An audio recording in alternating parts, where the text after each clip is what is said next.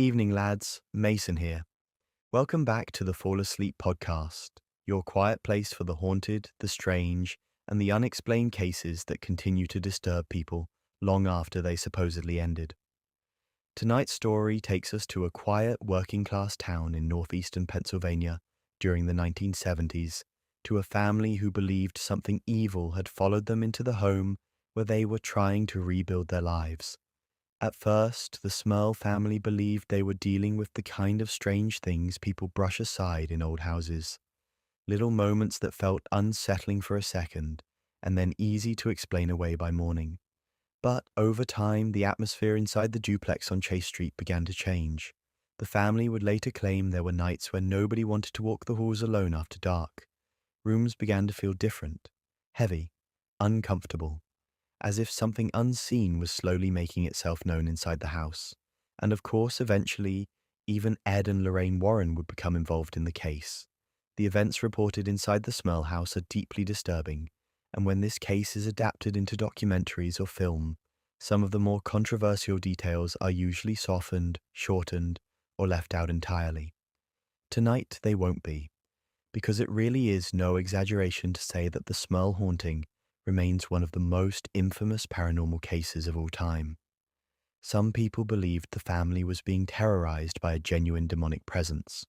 Others believed there had to be another explanation hidden somewhere beneath the fear, the media attention, and the growing legend surrounding the case. Tonight we are going to go through the full story slowly, beginning with a family trying to recover after disaster and ending with one of the most disturbing haunting cases ever reported in modern American history. So get comfortable, turn the lights down low, and let us step inside the house on Chase Street.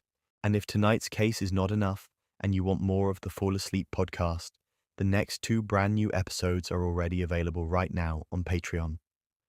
The first is The House of Death, The Haunting of Mark Twain. Many of you will know Mark Twain as the author of The Adventures of Tom Sawyer and Adventures of Huckleberry Finn, but few know the strange story of the New York City townhouse where he once lived. For more than a century, residents have claimed the house was haunted by apparitions, unexplained encounters, and a presence some believe was Twain himself. The second is Kuchisake Onna, the slit-mouthed woman, one of Japan's most infamous modern legends. A masked woman appears on lonely streets after dark and asks a single question. Answer incorrectly, and the encounter turns deadly. It is a story that caused panic across Japan and remains one of the country's most feared urban legends. That's a few more hours of the Fall Asleep podcast available right now on Patreon. And if that still isn't enough, the entire 80-plus episode archive is also available to listen to anytime. That includes episodes like the Battersea Poltergeist, the true story of the Dybbuk box, the Stanley Hotel case, and many more, with hours and hours of content to listen to while you work, study, relax, or fall asleep. Everything is organized in order and completely ad-free. And finally, thank you to everyone who has already joined the Patreon and supported the show. The Fall Asleep podcast is not monetized on YouTube, and each episode takes many hours of research, writing, and editing to create. So your support genuinely helps keep the podcast going in the format you all enjoy. You can check out the Patreon through the link in the description below. Now back to the video.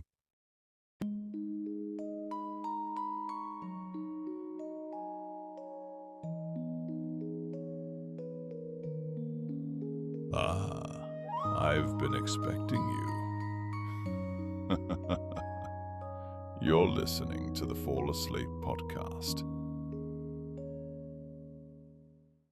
In the early 1970s, the Smurl family sought nothing more than a fresh start and a peaceful life. Jack and Janet Smurl were a young married couple raising their children in the coal towns of Pennsylvania. In 1972, disaster struck when Hurricane Agnes roared through the region, flooding whole neighborhoods. The Smurls' modest house in Wilkes Barre was severely damaged by the floodwaters. Like many families in the storm's wake, they were forced to pack up what little remained and find a new place to call home. They wanted to stay close to their roots in northeastern Pennsylvania, near their relatives and their church. Fate led them to West Pittston, a quiet, blue-collar town perched on the banks of the Susquehanna River, only a short drive from their old community. In October 1973, Jack and Janet moved into a duplex at 328 to 330 Chase Street, West Pittston. The property was an aging double-block home, essentially a single building divided down the middle into two mirror-image residences. It had weathered many decades, standing as one of the oldest houses on the block, roughly 80 years old at that time.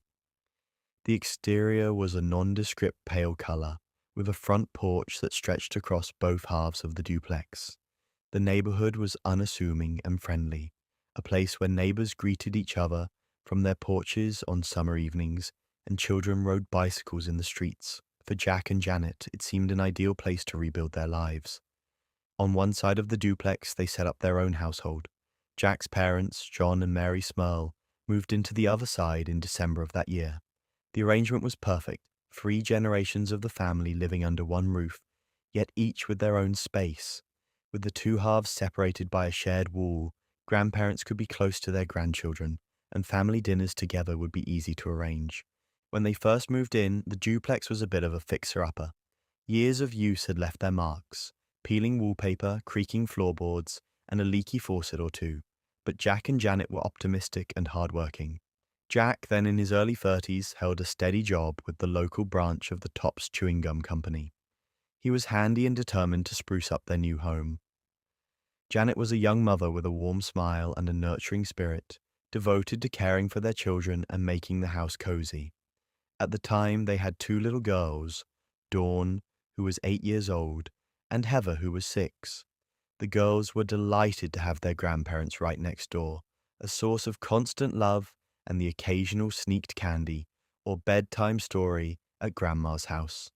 Throughout late 1973 and 1974, the Smurls set about making the duplex their own. They painted over the faded, outdated colors on the walls, repaired squeaky doors, and sanded down old woodwork. The scent of fresh paint mingled with the crisp Pennsylvania autumn air as they worked. Jack's father, John, helped fix up the porch steps, while Mary, his mother, planted flowers in a small garden patch out front come spring. The family joined the local parish of the Roman Catholic Church and were soon familiar faces at Sunday Mass.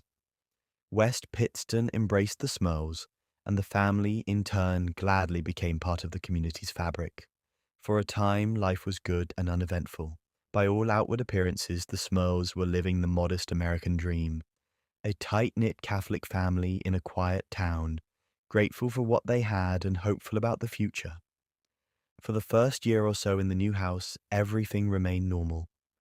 The duplex, despite its age, felt comfortable after some repairs. In the evenings, one could often hear the muffled sounds of laughter or the television through the common wall, as the grandparents on one side and Jack and Janet's family on the other settled in. There was a sense of contentment and stability. Neighbors would see Jack mowing the lawn or tending to small maintenance tasks on weekends, with one of his daughters tagging along to help carry tools. Janet might be on the porch swing with little Heather on her lap, waving hello to the mailman or chatting with Mary over the low fence that separated their backyards. They were, by all accounts, an ordinary and upstanding family. However, as the seasons turned and months went by, subtle oddities began to disturb the tranquility of the Smurl home. At first, these occurrences were so minor that they barely caused a ripple of concern. In an old house, one expects some quirks, floorboards that groan at night, drafts that send doors ajar, perhaps even a misplaced item now and then. Indeed, it was in 1974, not long after the Smurls settled in, that the first peculiar incident quietly took place. One afternoon, Jack was in the middle of a small repair project in the duplex. He had been fixing a wobbly cupboard hinge in the kitchen and had just set down his tools, a screwdriver and a small box of nails, on the counter. He left the room briefly to fetch a drink of water. When he returned, the screwdriver was gone. Puzzled, Jack searched high and low. He checked under the kitchen table, behind the toaster, even in his pockets, suspecting he might have absent-mindedly walked off with it. The screwdriver was nowhere to be found. With a sigh, he fetched another screwdriver from his toolbox in the basement, chalking the incident up to his own forgetfulness. Yet later that day, as the family sat down for supper, Janet nearly tripped over something in the middle of the kitchen floor. There lay the missing screwdriver, right in plain sight on the linoleum. No one in the family had placed it there, and certainly Jack would not have left a sharp tool where the children or anyone could step on it. He picked it up slowly, a frown creasing his brow. "I swear I left this on the counter," he murmured. Janet shrugged it off with a half smile. "Old houses have gremlins that hide things," she joked, trying to ease Jack's bewilderment. They moved on, not realizing this was only the first of many such odd happenings. Other small mysteries followed in the ensuing months. As Jack continued to renovate bits of the old house, he would sometimes set down a hammer or wrench, only to find it missing moments later, turning up later in a completely different room.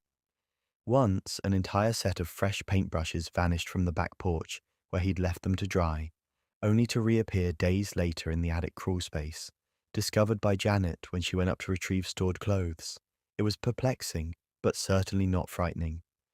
The family chuckled at these pranks, attributing them either to their own misplacement or perhaps the harmless antics of a household spirit, if one believed in such things.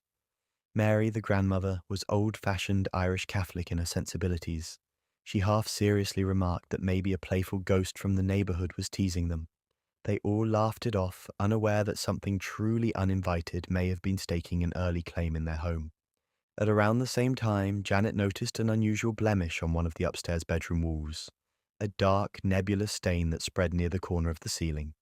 Concerned about possible water damage or mold, they decided to repaint that room. Jack applied a fresh coat of paint, covering the discolored patch completely with a clean layer of pale blue. For a short while, the wall looked brand new, but within a few days, the stain bled through the paint, slowly becoming visible again as an ugly brownish smudge, as if the very plaster were oozing the discoloration from within. It was bizarre, but Jack remained practical. Perhaps they hadn't sealed it properly. He repainted the spot, this time using a special primer first.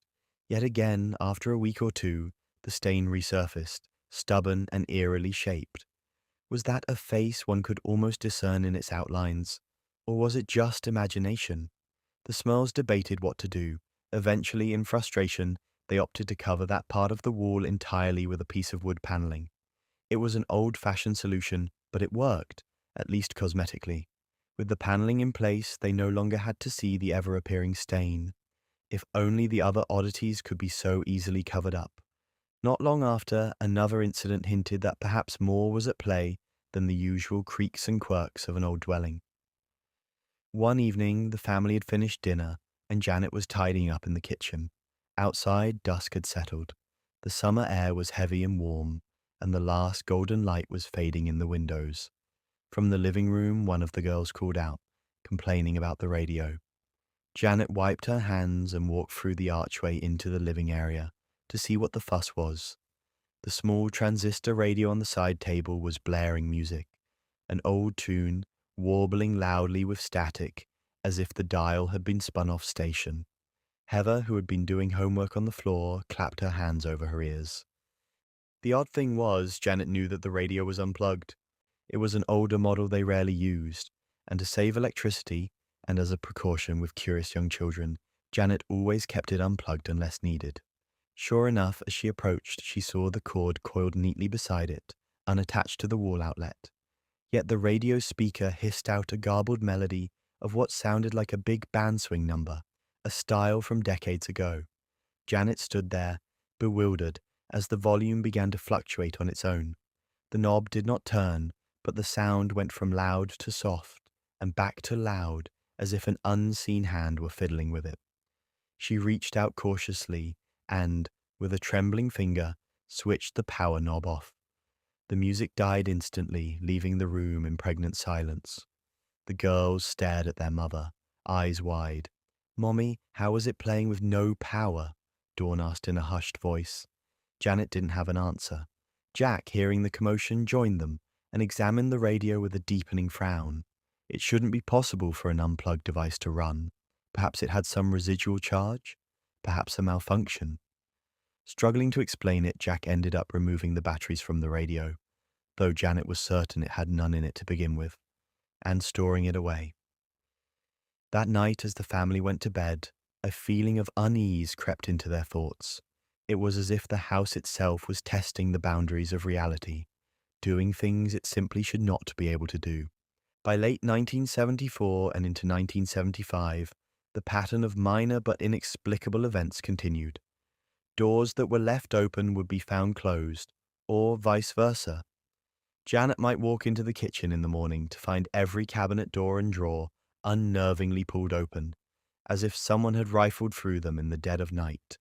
Clean laundry folded on the dining table would sometimes be discovered strewn about, as if tossed by a mischievous child, though the children, when confronted, were either perplexed or too young to conceal such mischief if it were theirs. On one occasion, Mary, alone in her side of the duplex, heard the distinct sound of a rocking chair creaking back and forth in her living room. When she went to investigate, she indeed saw the old wooden rocking chair by the window gently swaying as if someone had just been sitting in it, the cushion depressed slightly as if an invisible weight were there. Mary, heart quickening, stepped closer, and the motion ceased abruptly. The chair stilled. She reached out and touched it. It was warm to the touch, as if someone had been there moments before. She told herself it was her mind playing tricks. Perhaps a draft moved it, or vibrations from a truck passing outside. Still, it left her with a chill. A sense of something uncanny gradually took root. These events were not discussed widely outside the family. After all, how does one bring up to neighbors or co-workers that silverware sometimes goes missing from the drawer only to be found buried in the backyard, or that strange patches appear on the walls? The Smurls tried to handle it quietly. They were devout Catholics. Janet sometimes wondered if a restless spirit was present, and she would sprinkle holy water in the rooms after Sunday Mass, a small personal ritual for peace of mind. It was reassuring to her, a way to claim the space for her family and faith. For a little while, things indeed would calm down after such blessings. It was as if whatever unseen force occasionally disturbed their household would retreat when confronted by their prayers and sacred objects. But it never stayed gone for good. Meanwhile, life went on in the usual ways. Jack was doing well at his job. In fact, in the late 1970s, he earned a promotion at the gum factory, which helped the family finances.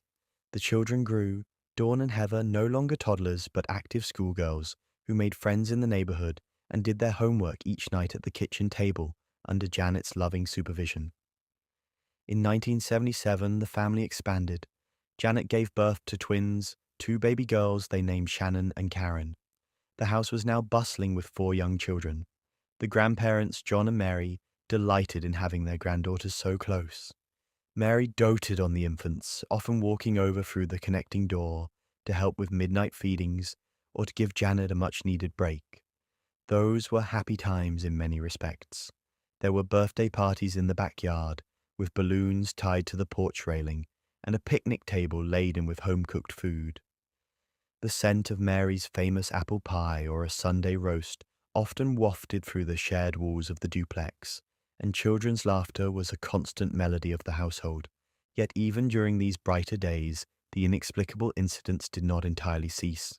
If anything, they increased in strangeness as the years passed. The Smurls tried to ignore them or find rational excuses. Often these occurrences clustered around moments of change or emotional energy in the house, a pattern they only recognized later. For instance, when baby Shannon and Karen were brought home, the house came alive with the cries of newborns and the joyful commotion of caring for them. But in the weeks that followed, Janet began to notice foul odors manifesting at random. On a clean spring morning, as she cradled one of the babies in the living room, a stench suddenly filled the air, a rank odor of something rotten, like spoiled meat or sulfur. She nearly gagged from the intensity. Alarmed, she checked the diaper pail, the garbage bin, even under the floorboards for a dead mouse, but the odor vanished as mysteriously as it had arrived, leaving no trace. These episodes would repeat, sometimes the smell of something burning with no source, other times the distinct barnyard reek of something like pig manure seeping into a room and then lifting moments later, as if an invisible filth had wafted through and moved on. It was unnerving but fleeting enough that the family didn't dwell on it. They would open windows to air out the room and move on with their day. By the early 1980s, a few episodes were outright alarming. One day, Janet was scrubbing the bathroom sink upstairs. the twins, now toddlers, playing at her feet, when she heard a loud scraping noise from the kitchen below. It sounded like a heavy piece of furniture dragging across the floor. Startled, she hurried downstairs, only to find the kitchen empty. But something was amiss. The large wooden table that sat in the center of the kitchen had been pulled to the opposite side of the room. One chair was toppled over, as if shoved forcefully. No one else was home at that time aside from the little ones who had been upstairs with her, and they certainly couldn't have moved a solid oak table. Janet's heart pounded. She righted the chair and with effort slid the table back to its usual place. She would later recall that as she pushed the table, it felt like some force resisted for a second, almost as if someone on the other side was pushing back before suddenly yielding. These happenings were crossing the line from curious to disturbing. Still, the family's instinct was to handle it privately. They suspected a supernatural cause by now. How could they not?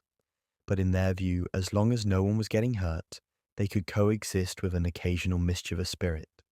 They prayed for the disturbances to stop, and often things would indeed quiet down for weeks or months at a time, granting them a false sense of peace before the next incident. In 1983, Jack Smurl faced a personal health challenge. He underwent surgery to remove a buildup of fluid on his brain, a complication stemming from a bout of meningitis he had suffered as a child. The surgery was meant to alleviate his recurring headaches and brief episodes of memory loss. The operation was successful, and Jack recovered at home under Janet's care. During his recovery, the household was kept as calm and quiet as possible. Yet it was during those weeks of convalescence that Jack himself first experienced something he couldn't explain. Late one winter night, as he rested in bed propped up on pillows, he heard a whisper, a disembodied soft voice, right by his ear. Startled, he turned on the bedside lamp. There was no one there, only Janet sleeping soundly beside him. The voice had been indistinct, a rasp that might have been saying his name, or might have been just a sigh of the house's timbers. He convinced himself he might have been dreaming, or that it was a side effect of the medication he was on. He never mentioned it to Janet. But in the darkness, after the light was off again, Jack felt a presence in the room. A sensation as if unseen eyes watched him from the corner. He shut his own eyes tightly and prayed silently until he finally fell into a fitful sleep. Incidents like these were easy to dismiss individually, but as the threads wove together through the years, an unsettling tapestry was forming in the Smurl home. The family rarely discussed these events at length, even among themselves. Perhaps it was out of fear of acknowledging that their beloved home had something wrong with it, something they could neither understand nor control. Perhaps they simply were too busy raising children and working jobs, attributing the disturbances to stress or fatigue when they could. However, by the mid-1980s, the strange occurrences were no longer benign annoyances. The activity in the house was about to escalate dramatically, as if whatever mysterious force had been toying with the Smurls for all those years decided to reveal its true and frightening nature. In 1985, the Smurl family's life took a turn from the unusual to the outright terrifying. 13 years had passed since they moved into the duplex, and the family was well settled in West Pittston. Dawn was now a teenager, 16 and in high school. Heather was 13. The twins, Shannon and Karen, were 7 years old and full of energy. Jack and Janet had weathered life's ups and downs in that home, and until then had managed to keep a semblance of normalcy despite the undercurrent of odd phenomena. But something shifted around that time, an escalation that no one could ignore. It began fittingly on a day of joy and religious significance, April 1985, on the occasion of Heather's confirmation into the Catholic Church. The confirmation of a child is an important milestone for a devout family, and the household was buzzing with excited preparations. On the evening of April 29, 1985, the day of the confirmation ceremony, relatives were expected to stop by after church for a small celebration. The house was filled with the aromas of a special dinner cooking and the sounds of children getting ready. Heather, dressed in a pristine white confirmation robe, stood in the kitchen while Janet fussed over her, pinning a collar to make sure everything sat just right. The twins, Shannon and Karen, were perched at the kitchen island, watching their older sister with wide, admiring eyes. Dawn was in another room fetching a pair of shoes for Heather. Mary and John Smurl, the grandparents, were likely getting dressed on their side of the duplex, preparing to head to the church. There was a lightness and happiness in the air. Heather's confirmation was not only a proud moment, but also a symbol of the family's steadfast faith. Perhaps they even played or hummed a hymn that evening. A detail later remembered that joyful religious songs had been sung in the house as they prepared. That night, however, would mark a dramatic turning point, as if the very act of affirming their faith provoked whatever unseen presence lurked in the home. Janet stood by the kitchen table, carefully adjusting a pin on Heather's robe collar. The twin girls giggled about something silly, and Janet gently reminded them to keep still. The kitchen was warm, bright with the glow of the overhead light fixture, a sturdy glass-domed lamp affixed to the ceiling by two strong chains and several heavy screws driven deep into a support beam. This light had been there for years, a reliable anchor of illumination above countless family meals and conversations. Suddenly, without any warning, no flicker, no dimming, the light began to sway. At first it was subtle, a faint movement that only Heather noticed as she glanced upward. Then, in a matter of seconds, the fixture started to shake violently, the chains clattering against the beam. The entire heavy lamp ripped itself free from the ceiling, with a force that defied reason. In an instant, it came crashing straight down onto the kitchen table with an explosive bang of glass and metal. Janet screamed and pulled Heather backward, trying to shield her. One of the twins, who had been sitting at the island countertop directly beneath the light just moments before, now burst into tears, her face speckled with a few drops of blood where a shard of glass had grazed her forehead. The refrigerator door, not far from the table, now bore a deep dent where part of the fixture had struck it. For a heartbeat, nobody moved. All were too shocked to comprehend what had just happened. The silence after the crash was deafening, broken only by the patter of shattered glass pieces settling and the soft sobbing of the frightened child. The heavy light fixture, which had been secured by multiple hooks and screws, lay wrecked on the tabletop amid shards of its glass dome. It was as if some invisible giant had yanked it straight downward with ferocious strength. Jack rushed into the kitchen, having heard the tremendous crash from the next room. He stopped dead at the threshold, eyes wide in disbelief at the scene of destruction before him. "Oh my God! Is everyone okay?" he managed to shout, leaping over to check on the children. Janet held the crying twin, it was Shannon, in her arms, checking the cut on her forehead. Fortunately, it was a superficial wound, more of a scratch than a deep laceration, and would only leave a temporary mark. But the emotional shock was far greater. Heather was shaking, pressing herself against her mother's side, still staring at the space on the ceiling where the lamp had hung just seconds before. A gaping hole was now visible there, wires dangling. Jack carefully moved aside chairs that had been knocked over and examined the injury on Shannon, then the others. He found everyone mostly unharmed except for that minor cut.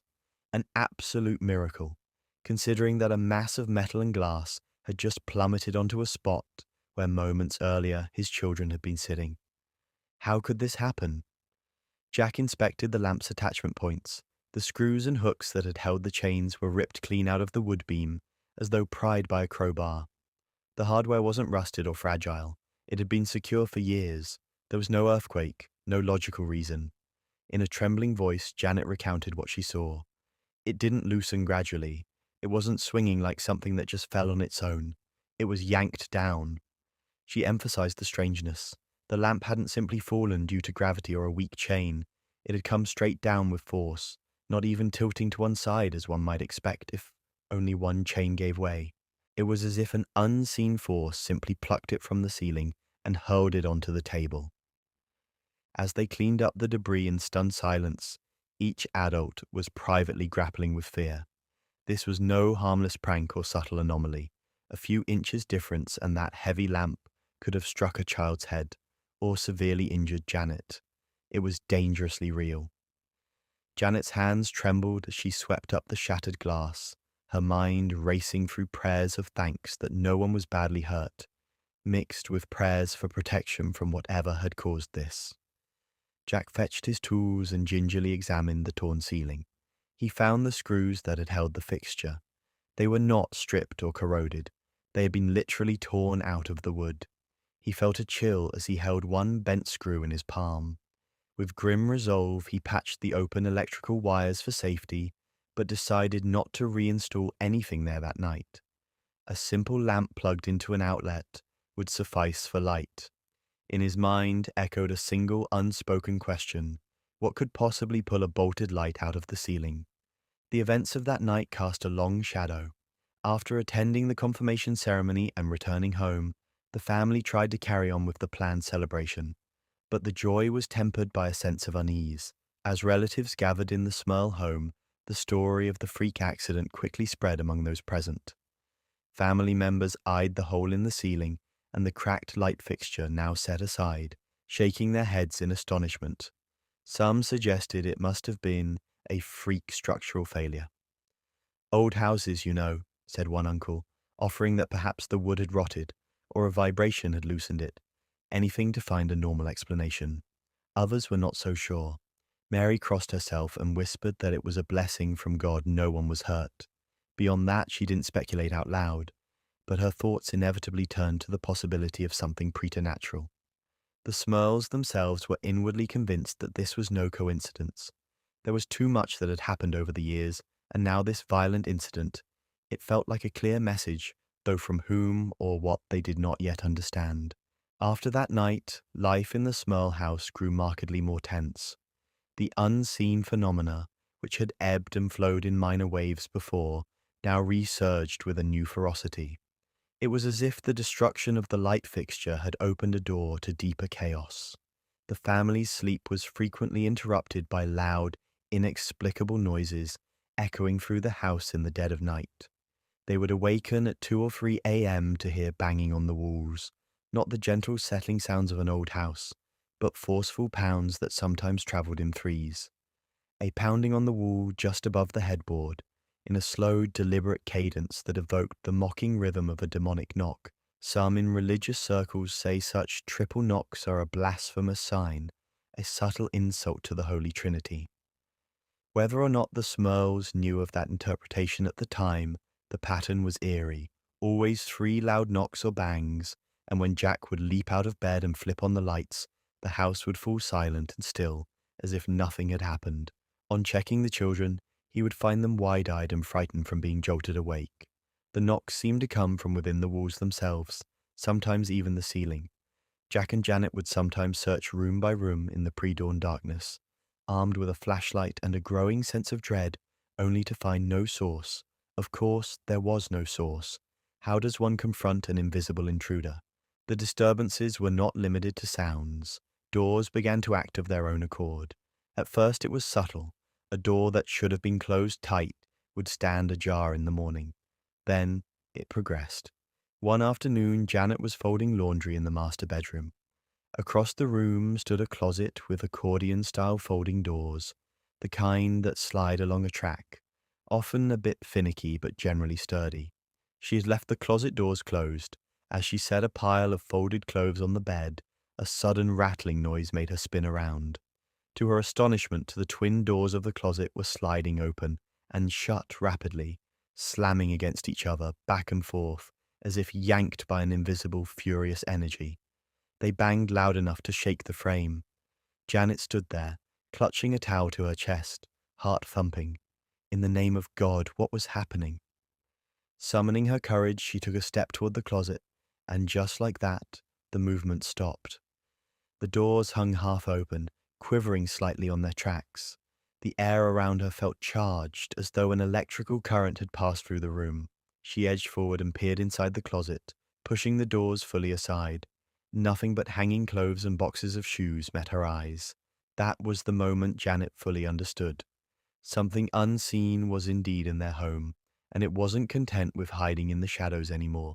It wanted their attention. As spring 1985 gave way to summer, the Smurl haunting shifted from sporadic nuisance to an almost daily torment. Every member of the family began experiencing frightening encounters. The dark shadow figure that Janet and Mary had glimpsed as a formless mist on occasion now seemed to coalesce with more solidity.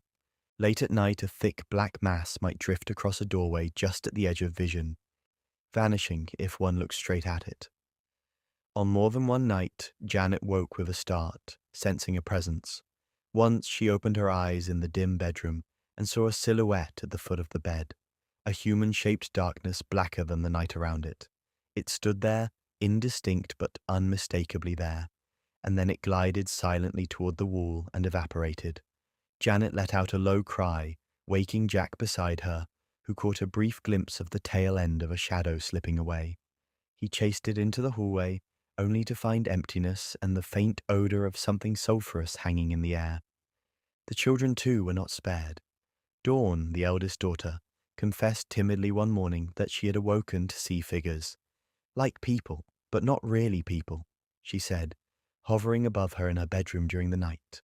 They didn't have distinct faces, she explained with frightened eyes, but she sensed they were watching her. The younger girls sometimes whimpered about hearing strange sounds, like the fluttering of giant invisible wings in their room after lights out, or a voice that whispered their names from under the bed. Many nights the girls would end up huddled together in one room, or even creeping into their parents' bed, seeking comfort from the intangible terror that seemed to stalk them after dark. One particularly unsettling incident occurred on a warm summer afternoon. Janet was upstairs changing linens, and the children were playing quietly. The twins had drifted next door to see Grandma Mary, and Dawn was at a friend's house, so the home was relatively calm. As she smoothed the fresh sheets onto a mattress, Janet paused, hearing a faint sound over the rustle of fabric, the distinct noise of water running. It sounded like the bathtub faucet had been left on full blast. She knew none of the kids were in the bathroom. Worried that one of them might have fiddled with it and left it on, she hurried to the bathroom.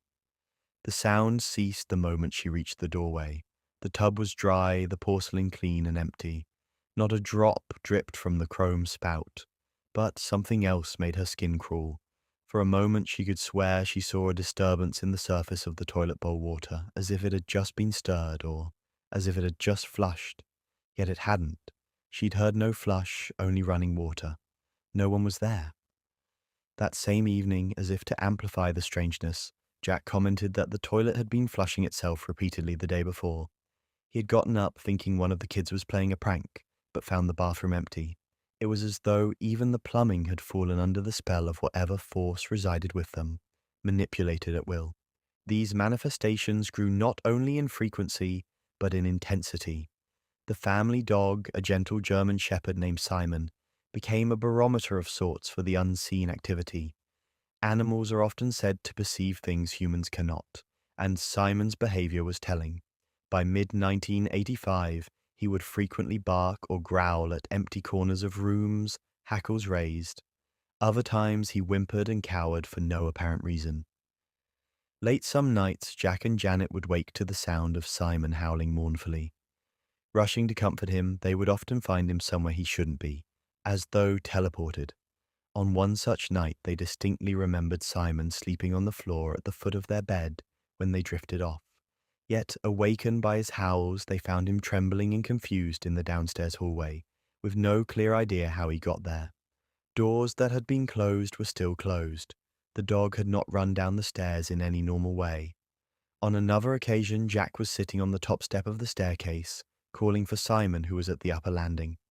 One moment the dog stood at the top of the stairs, ears perked. Jack blinked, and suddenly Simon was at the bottom of the staircase, as if in the blink of an eye he had been plucked up and set down a full floor below, without traversing the space between. Simon himself seemed disoriented by these episodes. The poor dog would sometimes limp afterward, as if he had been dropped from a height or roughly handled. It was deeply unsettling. If their loyal pet was not safe from harassment, then truly nothing was sacred. Beyond these inexplicable translocations, Simon, like the humans in the house, was physically attacked. The most heart-wrenching instance came one evening as the family gathered in the living room to watch a baseball game on TV. The summertime air was thick and a thunderstorm brewed outside, distant rumbles audible now and then. Simon lay peacefully at Mary's feet on the floor as she visited from next door, all of them enjoying a rare moment of togetherness and relative calm. Suddenly, Simon lifted his head and began to growl at a corner of the living room ceiling, eyes tracking something unseen.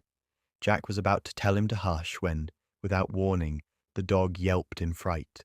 An invisible force seemed to seize the 75-pound German Shepherd and hurl him against the wall. Simon struck the wall hard and fell to the floor, whimpering in pain. The family leapt up, horrified. It happened so quickly. One moment the dog was prone, the next moment mid-air, as if scooped up and thrown by a giant invisible hand. The children screamed. Mary gasped and clutched her chest as the vision of the dog slamming into the wall replayed in her mind. Jack knelt next to the animal, gently examining him. Simon was alive but shaken and hurt. He eventually struggled to his feet, limping away with his tail between his legs to hide under the dining table, where he remained trembling and whining softly. This act of cruelty against their defenseless pet filled the Smurls with anger and despair. What kind of force were they dealing with that could lift a full-grown dog and smash it against a wall in front of their very eyes? After the attack on Simon, there was no denying that their house had become a dangerous place. An invisible assailant lurked among them. Fear settled like a permanent resident in the Smurl household. Each day they braced themselves for new disturbances, and each night they prayed fervently for relief. By now, the family had begun to use their faith more actively as a shield. They hung crosses in the bedrooms and over doorways. They placed a family Bible open to protective psalms on the coffee table. Janet and Mary took to reciting the rosary together in the evenings, hoping the rhythmic prayers might purify the home and chase away whatever evil had taken root. Yet sometimes, right in the middle of their prayers, something would occur that sent chills through them. A loud knock on the wall that made them jump, or the lights dimming and brightening, as if in angry reaction. Once, during a quiet afternoon prayer, Mary was sure she heard a low, guttural chuckle emanate from the empty kitchen, as if mocking their devotion. Even more frightening were the direct physical assaults that began to target the family members themselves. The unknown entity seemed to single out primarily Jack and Janet, as well as occasionally the girls, for these attacks, particularly at night. Janet, in particular, began to dread the nighttime hours.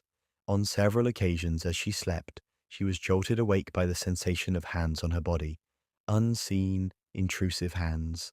One night she felt a cold touch stroke her leg beneath the covers. She yanked her leg away with a sharp gasp. Another time she was lying on her side when she felt the mattress depressed behind her, as if someone had climbed into bed. Before she could react, an invisible force grabbed her by the ankles and dragged her a few feet toward the foot of the bed. She screamed, twisting and kicking at empty air. Jack awoke to find Janet halfway off the bed, terrified and shaken. He could scarcely believe her when she said something had pulled her, but he could see the fear in her eyes and knew she had not simply rolled off. Perhaps the most terrifying of these moments came late one summer night in 1985, when Janet felt a weight on top of her, pinning her down. She had been asleep, clad in a simple nightgown, when a pressure on her chest and arms startled her into half-consciousness. She tried to scream Jack's name, tried to move her arms to shove away whoever or whatever was atop her, but she found herself paralyzed, unable to make a sound beyond a muffled whimper. In the darkness, she felt something rough and cold brush against her face and limbs. A nausea of terror rose in her as she realized she was being molested by an invisible presence. It held her down firmly, and she could feel clammy, unseen hands roaming over her body in a violation so obscene and bewildering that her mind almost refused to accept it was real. Her heart pounded frantically. Tears formed in her eyes, yet she could not scream. It was as though her voice was stolen, her body not her own. Beside her, incredibly, Jack did not stir. In fact, his breathing remained deep and steady, trapped in an unnaturally heavy sleep.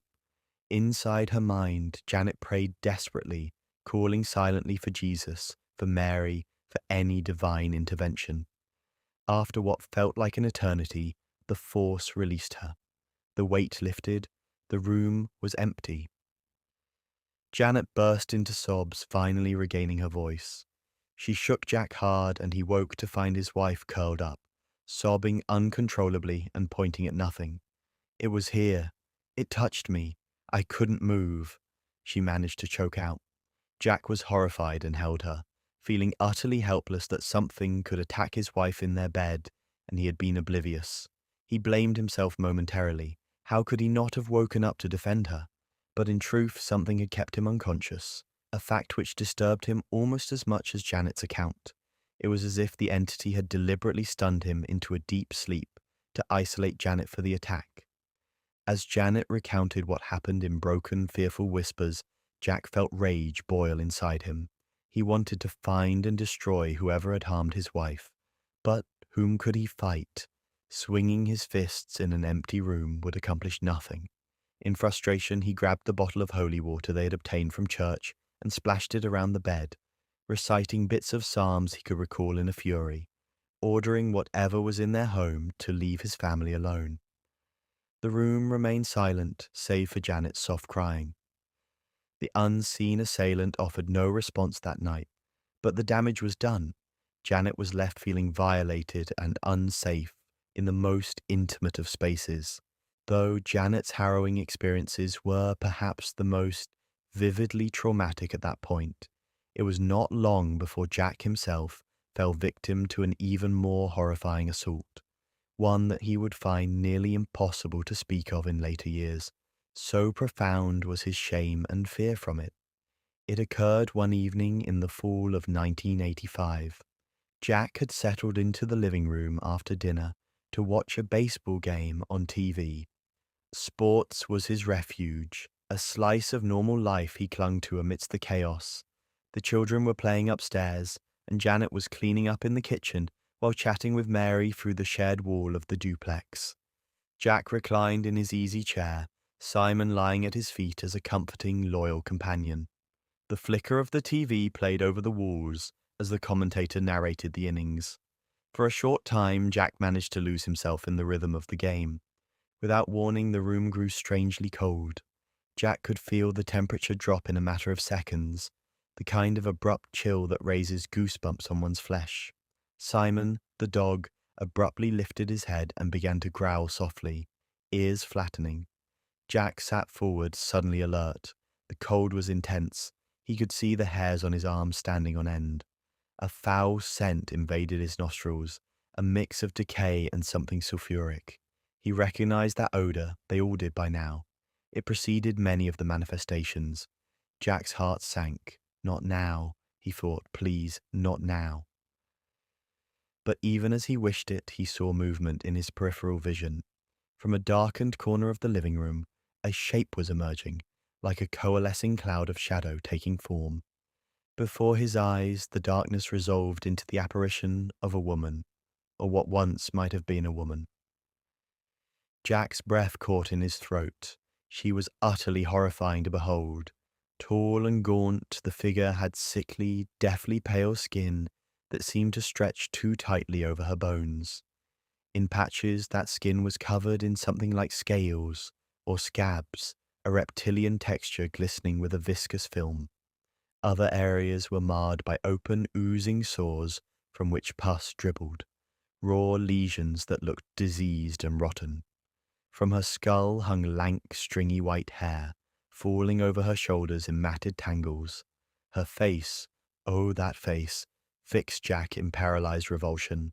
The eyes were a solid, livid red, glowing with malice.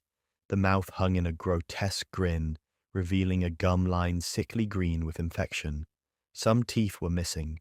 The ones that remained were elongated, jagged, almost fang-like, as if the creature's very dental structure was warped into a predator's grin.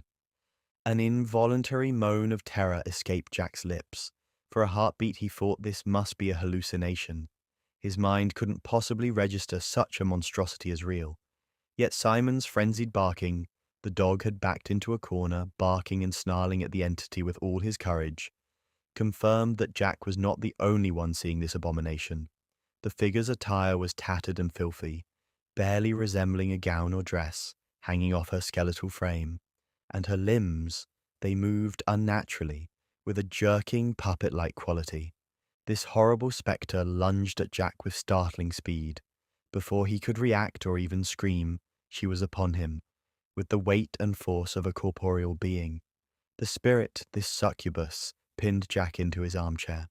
He felt his body go rigid. He could not move his arms or legs, as though unseen bonds held him in place. A cold, slimy hand, seemingly real, with tangible pressure, grasped his shoulder, while another pressed against his chest, holding him down. The creature straddled him on the chair, leering into his face. Jack's mind reeled. He was in the throes of absolute panic and revulsion. He tried to call out for help, for Janet, for anyone. But like what had happened to Janet before, his voice refused to work, emerging only as a strangled whisper. The demon woman pressed her weight onto him. He felt nothing but a bone-deep cold radiating from her. She smelled of rot and death. Her hair brushed against his face and he winced. It felt like cobwebs or dead vegetation. Then the assault began. Jack later would barely be able to describe it, saying only that he remembered her climbing on top of him, holding him down. In that moment, his senses were overwhelmed with terror such that he scarcely registered physical sensations beyond the raw fear. He did not feel arousal, only pure panic, and the horrifying knowledge that he was utterly helpless under this thing's power. She violated him in a manner that insulted and inverted everything sacred about intimacy and trust. Jack's mind screamed even if his mouth could not. A prayer, a plea, an incoherent cry to God to make it stop. The entity's red eyes stared into his, and he sensed a kind of glee in them, a delight at his suffering. How long it lasted, Jack couldn't later say. It felt both like an eternity and an instant, perhaps only seconds, and yet each heartbeat was drawn out in unimaginable dread. And then she was gone. Just like that, the weight lifted, the cold receded. The hideous figure vanished completely, leaving Jack sprawled in the armchair, drenched in cold sweat, gasping for breath. Simon was still barking wildly at the empty air, but soon the dog whimpered and went silent, ears pinned back. Jack's paralysis eased, and he found he could move again. He stood up on trembling legs, nearly collapsing as they buckled. His throat finally unlocked and a raw scream of anguish and anger tore out of him, a howl of a man pushed beyond the brink. He stumbled into the kitchen, where Janet and Mary came running at the sound of his cry. One look at Jack's ashen face and haunted eyes, and Janet knew something truly awful had happened. Jack was incoherent, shaking, as he tried to explain between ragged breaths. At first they could hardly understand his broken, gasped sentences, but when he managed to convey what he saw, Janet's blood ran cold. Mary crossed herself repeatedly, whispering, "Dear Lord, preserve us," under her breath. Janet embraced Jack as he broke down in tears of humiliation and rage. No man expects to find himself a victim of such an assault, especially not by a phantom in his own living room. It shattered something in Jack, a sense of security, of being able to protect his family, even a bit of his self-image as their guardian. For the first time, he truly felt what Janet had felt, utterly violated and powerless. In that moment, standing in the kitchen under the harsh electric light, holding her shaking husband, Janet understood with crystal clarity that they were under siege by something profoundly evil. This was beyond a mischievous ghost or a series of odd events. It was malevolent. It intended to harm and destroy. They could no longer endure this alone. By now, even neighbors were picking up on the chaos enveloping the Smurl home.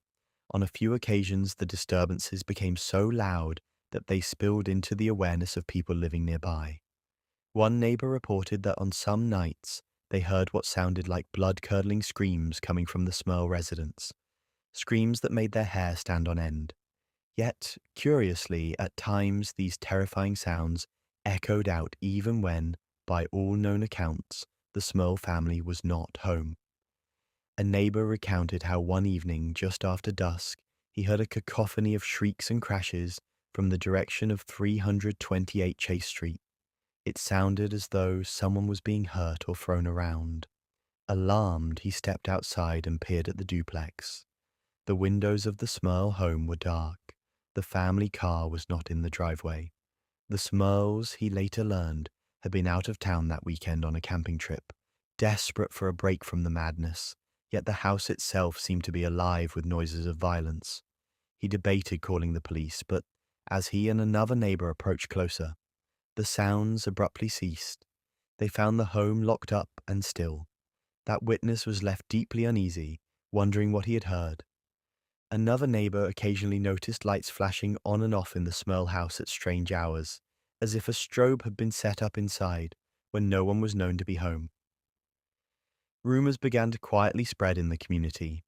The Smurls hadn't gone public, but small-town curiosity is hard to quell. Those who were friendly with the family knew they looked exhausted and stressed. Janet confided in a close friend from church that something is not right in our home, though she spared the most horrifying details. The friend advised her to speak to a priest. In truth, by late 1985, Jack and Janet had already resolved that they needed outside help. Their private prayers and home remedies were not enough. They knew they needed the power of the church, the support of authorities who could perhaps drive out whatever demon or spirit had taken hold of their lives. They were devout Catholics. When evil manifests, one naturally seeks the aid of the church. And so, swallowing their pride and fear of being labeled crazy, the Smurls reached out to their local parish priest, opening up about the nightmare that their home life had become. The decision to seek help was not easy. Admitting that one's house is haunted by a malicious force invites skepticism and sometimes ridicule. But the Smurls were at a breaking point. Dark circles had settled under Janet's eyes from countless nights of disrupted sleep and constant anxiety. Jack had lost weight. His normally jovial demeanor had grown grim and vigilant. The children, especially Dawn and Heather, who were old enough to fully comprehend the danger, were often nervous and clingy, no longer carefree in their own rooms. Mary, the grandmother, suffered a heart attack around this time, a mild one, fortunately, from which she recovered. While one might attribute it to natural health issues of age, the family couldn't help but wonder if the prolonged stress and fear in the house contributed to her condition. After all, Mary had been directly exposed to terrifying events herself. She had heard the voices, seen the black form pass through her walls, and endured the atmosphere of oppression that now saturated the duplex. The psychological toll on every family member was mounting. Even the bonds between them were fraying under the strain. Jack and Janet found themselves snapping at each other over trivial matters, only to apologize tearfully moments later. The pressure was causing cracks in their unity, which frightened them almost as much as the phenomena. The entity, it seemed, wanted to divide and conquer, turning family members against each other or isolating them in despair. The Smurls first turned to their faith's earthly shepherds, the priests of their local church. In late 1985, Jack and Janet arranged a meeting with a priest from their parish. Sitting in the rectory's modest office, they poured out a summary of their experiences. It was difficult to verbalize years of haunting, so they focused on the worst of it: the voices, the apparitions, the violent attacks, the sense of an evil presence. The priest listened with a sympathetic but cautious expression. To his credit, he did not dismiss them outright. He agreed to come to the Smurl home and perform a house blessing, a traditional first step the church takes when parishioners report spiritual disturbances. A few days later, under a dull winter sky, the priest arrived at 328 Chase Street. He was greeted at the door by a family desperate for hope, Janet with a rosary entwined in her fingers, Jack with a look that silently pleaded for deliverance. The priest stepped inside and immediately felt an oppressive heaviness in the air.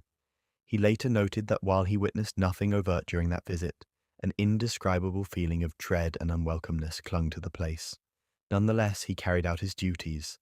Clad in his stole and armed with holy water and a prayer book, he moved room to room, sprinkling the corners and intoning prayers of blessing and exorcism of place. Latin phrases mingled with English as he invoked the saints and Christ's authority to cleanse the home. The family followed behind him, praying under their breath, hearts lifted with a fragile hope that this might finally chase away the terror. As he blessed each space, the priest kept a keen eye for any reaction. In many famous hauntings, the presence of a priest and the use of holy water can provoke phenomena: knocks, growls, objects moving, evidence of the spiritual agitation. In the Smurl home at that moment, however, nothing dramatic occurred during the ritual. The house remained eerily quiet, the only sound being the priest's steady voice echoing in the halls and the drip of holy water flicked against walls and floors. When he finished the blessing, the priest wiped his brow and assured the Smurls that sometimes a simple blessing was all that was needed to restore peace. Jack and Janet offered him coffee and asked anxiously if he had sensed anything. He carefully answered that, while he believed they were sincere, there was nothing more he could do without further authorization. He encouraged them to continue praying and to let him know if anything else happened. Then, with a kind yet non-committal nod, the priest took his leave. Alone once more, the Smurls felt a wave of disheartenment. They had so hoped the priest's visit would tangibly change the atmosphere. At first, for a day or two, things did seem quieter. Perhaps it was a placebo effect, or perhaps the entity was genuinely lying low. But then, like an ambush, the activity returned, and with even greater malice, almost as if enraged by the priest's intervention. It began to seem that each time they sought help, the retaliations from the darkness would intensify, punishing them for their efforts. Within a week of the blessing, hell broke loose again in the duplex.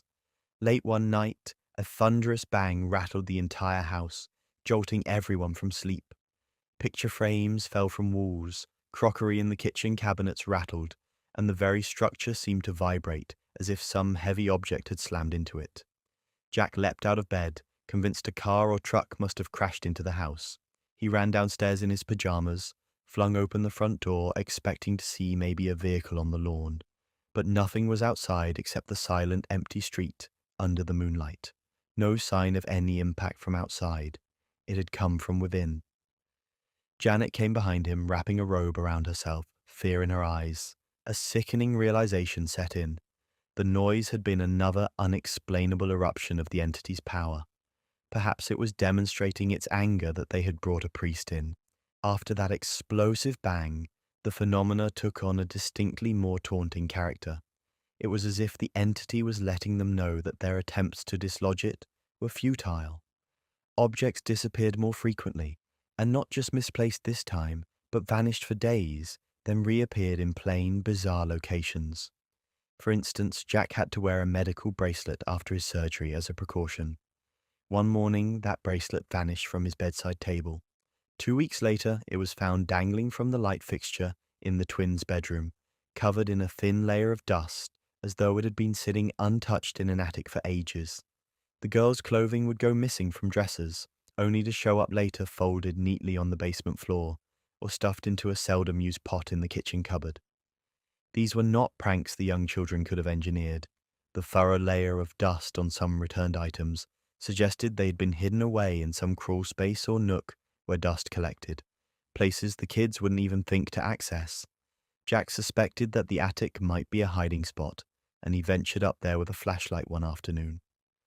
Among the rafters and insulation, he indeed found some of the missing items, including a pile of the girls' missing socks and a hairbrush, arranged strangely in a little nest-like cluster.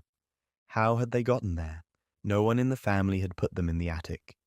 It was as though the poltergeist aspect of the haunting had squirreled away treasures only to deposit them back at will. A mischievous yet menacing game of hide-and-seek. The physical assaults too ramped up once more. On multiple nights, little Shannon and Karen would be tossed out of their beds by unseen forces. The twins shared a bunk bed in their room. There were nights when a thud and a scream would send Jack and Janet racing to the girls' room, only to find one of the twins on the floor, awakened by the pain of hitting the ground, wailing in confusion. "Something pushed me," the 7-year-olds would insist through their tears. The parents could hardly comfort them because how could they ensure it wouldn't happen again? They took to letting the twins sleep on a mattress on the floor, fearing a fall from the top bunk, especially could break a bone or worse. But even on the floor, the children were not entirely safe. They would sometimes be dragged or rolled forcefully against a wall as they slept, waking with bruises and no memory of how they got them. One night around 1 a.m., Janet and Jack were still awake in their bedroom, having a quiet, worried conversation about whether they should consider moving out, when an abrupt, loud bang reverberated downstairs. Then came the worst sound a parent can hear, one of their children screaming in pain and fear. They dashed out to the landing. At the bottom of the staircase lay Shannon, crumpled and crying. Somehow she'd ended up falling down the entire flight of stairs. In seconds they were by her side, checking her limbs for injury. Mercifully, she was more scared than hurt, just a few bruises and a scrape. They scooped her up, hearts hammering at what could have happened. Through hiccuping sobs, Shannon stammered that she had been in bed, and then she wasn't. She awoke to find herself bumping down the stairs as if something had carried or levitated her into the hall and dropped her over the top step. Even as Janet embraced her child, stroking her hair and whispering that it was okay, a boiling anger rose within her. To hurt her children was a step too far. The unseen fiend had crossed a line that no mother could tolerate. Janet's fear began to alloy with fury. It gave her a kind of steely resolve. She looked around that dark hallway, and through clenched teeth she spat out into the emptiness. "You will not hurt my babies." Her voice echoed, and there was no answer, at least none audible. But Janet felt a roil in the pit of her stomach, as if in response. Her defiance was both real and yet, deep down, she worried. What if it only angered the spirit more? The family's pleas for help to the church had so far not yielded meaningful results. The local diocese seemed skeptical or slow to respond. They had asked for evidence, but how to provide evidence of the intangible? The Smurls felt cornered and betrayed. All their lives they had given devotion to their faith, and now, in their time of crisis, the official channels of that faith seemed to turn a bureaucratic face to them. The church often exercises caution in cases of alleged hauntings, since many can be explained by natural causes or mental health issues. Yet for the Smurls who were living this nightmare, being essentially told to wait or that nothing more could be done felt like abandonment. It was around this time that they first heard of two people who would become deeply entwined with their story, Ed and Lorraine Warren. The Warrens were somewhat legendary figures in paranormal circles by the 1980s, names that are probably not unfamiliar to you. Depending on who you asked, Ed and Lorraine Warren were either brave investigators helping terrified families through impossible situations, or controversial figures who had spent years at the center of some of the most debated paranormal cases ever reported. Even then, their reputation carried a strange weight. Either way, they would go on to play an important role in the Smurl case. They were self-styled demonologists and psychic investigators from New England who had made headlines investigating infamous cases such as the Amityville Horror, the Enfield poltergeist case in England, and the haunting of the Perron family. Ed Warren was a religious demonologist, while Lorraine Warren was a clairvoyant and trance medium. They were devout Roman Catholics and had often helped families believed to be afflicted by demonic forces, working in tandem with, or sometimes parallel to, the church's more formal exorcists. Importantly for the Smurls, the Warrens were known to be unafraid of taking on extreme cases, and they never charged a fee for their investigations. Instead, they made their living through lectures, books, and consultations. To a tormented family like the Smurls, the Warrens represented a beacon of hope, someone who might actually believe them and have tools to fight the dark entity. The events involving the Warrens in this story are being presented largely through the accounts given by the Smurl family and those directly involved at the time. It wasn't purely by luck that the Smurls learned of the Warrens. According to one account later shared by Janet, she had actually heard about Ed and Lorraine through a professor at a local college. In late 1985, word reached Janet that the Warrens would be speaking at a nearby university, giving one of their lectures on the paranormal and their experiences. Desperate for guidance, Janet decided to attend the talk. Perhaps she didn't initially intend to approach them directly. Maybe she just wanted to hear their perspective, to glean any advice on dealing with a haunting. So one evening, she went to the college auditorium where Ed and Lorraine presented their lecture, complete with slides and stories of ghosts and demons they had encountered. Janet sat among a crowd of curious students and community members, but for her, this wasn't mere entertainment or curiosity. It was deadly serious. She listened intently, and what she heard resonated with her experiences at home.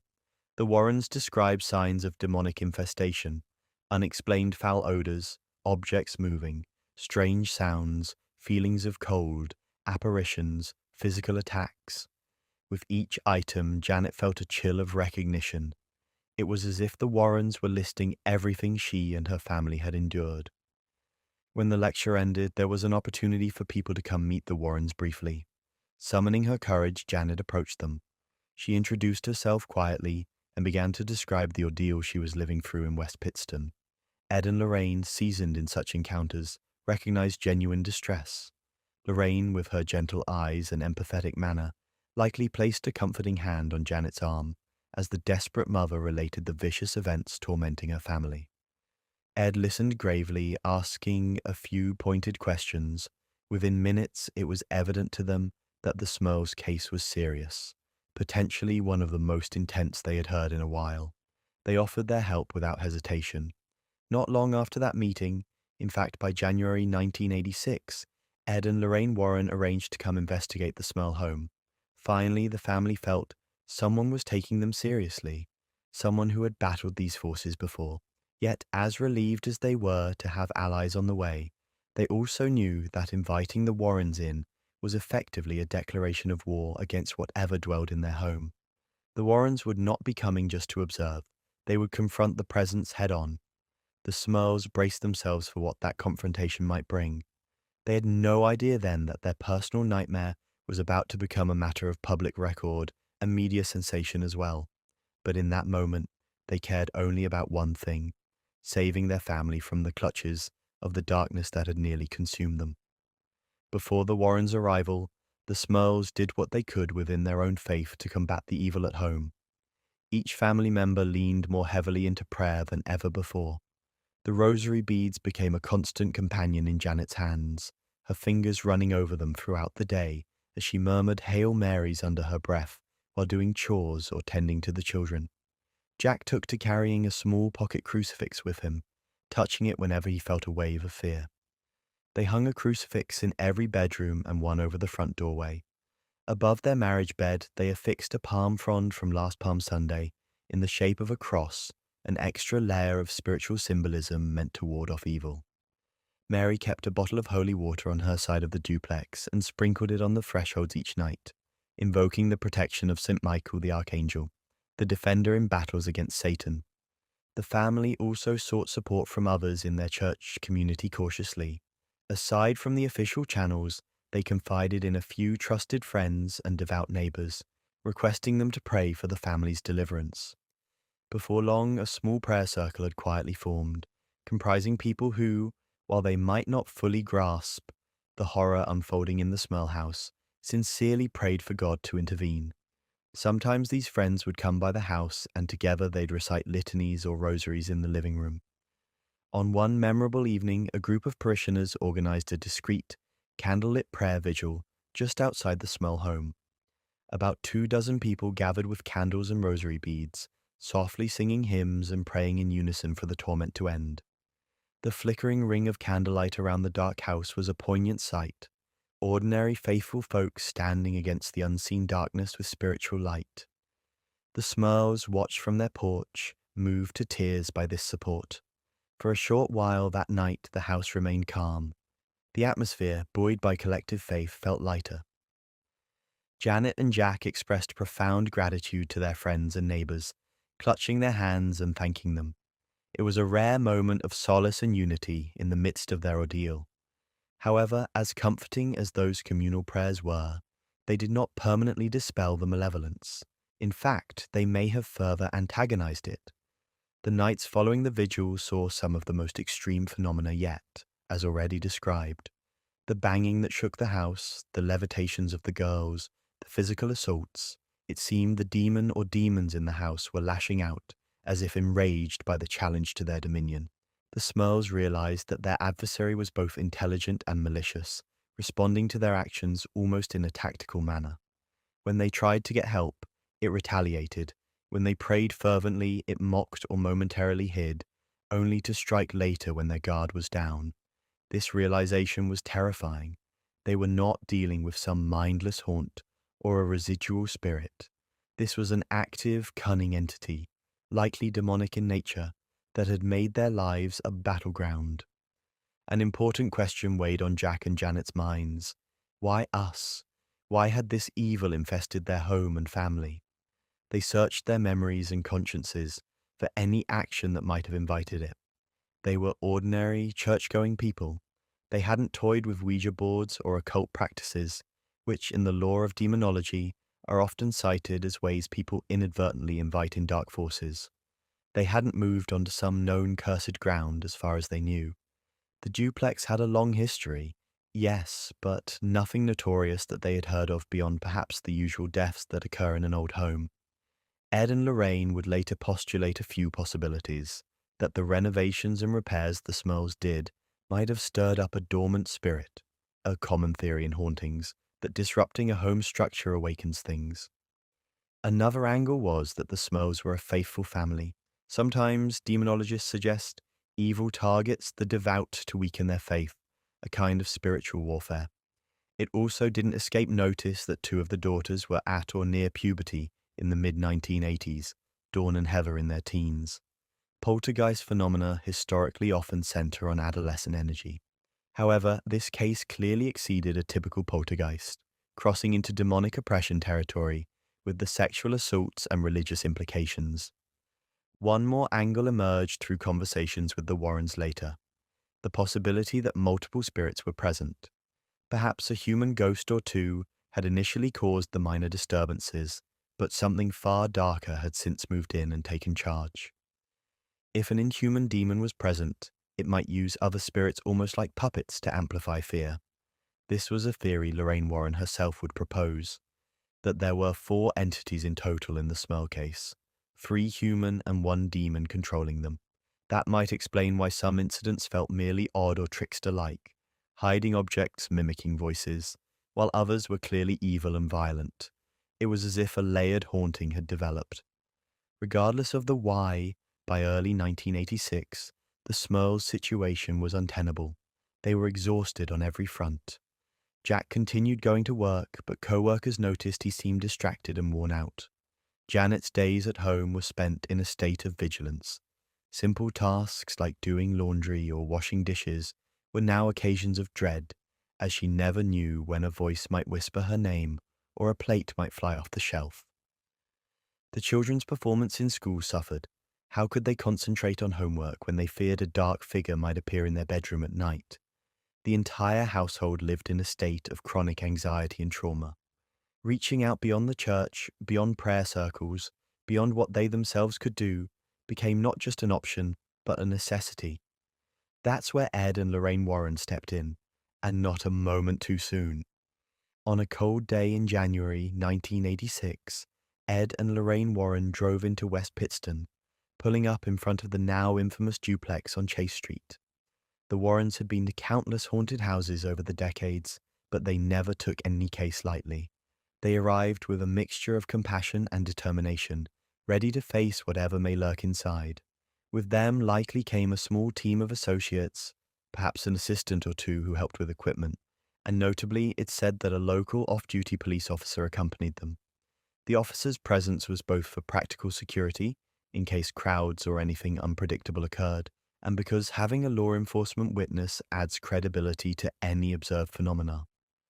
The Smurls greeted the Warrens with relief. For the first time in a long while, they felt they didn't have to convince someone of the truth. The Warrens already believed them and were here to help. Lorraine Warren, slight in stature, stepped out of the car and immediately sensed the atmosphere. As a clairvoyant, she often claimed she could feel the presence of spirits as a physical sensation or see them in her mind's eye. She later described that upon approaching the Smurl home, she discerned a heavy darkness clinging to it, like a psychic miasma that signaled something unholy was present. She also felt multiple energy signatures, which she interpreted as the presence of several distinct spirits. Ed Warren, a taciturn, pragmatic man with a deep Catholic faith, carried with him cases of equipment, tape recorders, cameras with infrared film, perhaps a video recorder, though bulky in those days, and religious items like crucifixes, holy water, relics, and prayer books for blessings or exorcism rituals should it come to that. They intended not only to help, but to document what was happening. The Warrens knew that getting the church to authorize a full exorcism required evidence. They had dealt with skeptical clergy and scientists before, so part of their mission was to gather proof of the haunting, recordings of sounds, photographs of apparitions or anomalies, anything that might support the Smurls' claims. Upon entering the home, the Warrens gathered the family in the living room to get a detailed account in person. They wanted to hear every significant incident from each family member's perspective, not just to understand, but also to gauge if any patterns emerged. As the Smurls recounted the timeline, the Warrens likely compared it mentally to other cases they'd tackled. Ed might have interrupted with clarifying questions. You mentioned you heard a voice call your name. Did it sound exactly like Mary's voice or just similar? When the bed shook, was it a vibration or a full levitation? Did you ever notice odd smells concurrent with apparitions? These fine details could help differentiate a ghost from a demonic entity, according to their experience. During this initial interview, Lorraine's attention would drift now and then as she scanned the corners of the room, the stairwell, the doorways. Her clairvoyant senses were likely in overdrive. She later stated that she identified the presence of 4 entities early on: an old woman spirit, a younger girl, a man, and the dark, overpowering demon. Perhaps even during that first walkthrough, she was able to point out, there is an elderly female spirit here. She's harmless. I feel sadness from her. Or, there is a man who died here, confused, lingering, and so on. The demon, she said, was using the other 3 as a means to an end, the end being the torment and breakdown of the Smurl family. Ed, after hearing enough, was convinced this was a case of demonic infestation, the early stage of a demonic haunting, where the presence hasn't fully possessed anyone, but is infesting a location and oppressing the people. The violent and perverse nature of the attacks left little doubt in his mind, but to test and provoke the entity, he planned some deliberate spiritual provocation. This was one of the Warrens' investigative techniques: annoy the spirit with holy words or objects to get it to react and thus reveal itself or provide evidence. They decided to start that very day, not giving the entity any respite. The Warrens set up some recording devices in different rooms. This was the era of cassette tapes, and Ed placed fresh tapes into battery-powered tape recorders that could be left running to catch disembodied voices or rapping sounds. They also equipped a camera in a particularly active room, possibly the master bedroom or the twins' bedroom, hoping to snap photos if anything materialized. Lorraine often liked to do a walkthrough of a haunted house without interference, letting her impressions flow. As she walked upstairs and into the various rooms, she reportedly felt sudden temperature drops, cold spots so frigid that one could see their breath condense, which had no natural explanation given the heating was on, and other parts of the house were warm. In one bedroom, she paused and said she felt an invisible presence standing in the corner, watching them. Janet, standing behind her, shuddered. She had felt that countless times herself. It was in one of the bedrooms, some accounts say the master bedroom that Jack and Janet shared, where the Warrens conducted a notable experiment. Ed took a small portable speaker and a recording of Gregorian chants, ancient sacred church music believed to agitate demonic forces, and began playing it at moderate volume. The deep monastic voices singing Latin hymns resonated through the upstairs. The Smurls and the Warrens waited tensely, scattered in the hallway and rooms. At first there was nothing, then, almost as if on cue, the house responded violently. A loud banging started, as if someone were pounding inside the walls. The closet door of the bedroom began to rattle and shake on its own, thumping against its frame. A dresser placed against the wall trembled, and small objects atop it, a hairbrush, a couple of framed photos, began to vibrate and skitter across the surface, one picture clattering to the floor. A profound icy cold flooded the room, as though an unseen freezer had been opened. Everyone present felt it grip their bones. Lorraine announced that she sensed the dark presence fully in the room with them, likely enraged by the holy music and prayers. Ed decided to directly confront it. Over the droning chants, he began to recite the St. Michael prayer and other deliverance prayers, commanding the spirit in the name of God to reveal itself and depart. He sprinkled holy water around, flicking it into the air in the sign of the cross. At that, the activity crescendoed. A deep, resonant pounding reverberated, and a terrible growling sound was heard by all, seeming to emanate from the very walls. It was not the growl of any animal known to them, but something primal and full of hate. The mirror on the wall shook and, according to Ed's later account, faintly etched letters briefly formed on the glass, spelling out a chilling message: "Get out." Whether this was seen by others is unclear, but Ed was adamant that the demon communicated that warning at least once during the case, and the mirror incident is often cited. The confrontation was brief but intense. As Ed continued to pray loudly, Lorraine holding a rosary beside him, suddenly all the commotion ceased in an instant. The banging stopped, the furniture went still, the oppressive cold lifted, turning back to the normal temperature within moments. The house fell into a silence so deep that the ticking of a clock in the hallway sounded abnormally loud. A few of the Smurl family, who had been watching from just outside the room, realized they had been holding their breath. They exhaled, trembling. Jack felt an odd sensation wash over him, a wave of relief and peace, as if for a moment all was back to normal. It was like stepping out of a storm into calm sunlight. "I think it's gone," or "hiding," he murmured.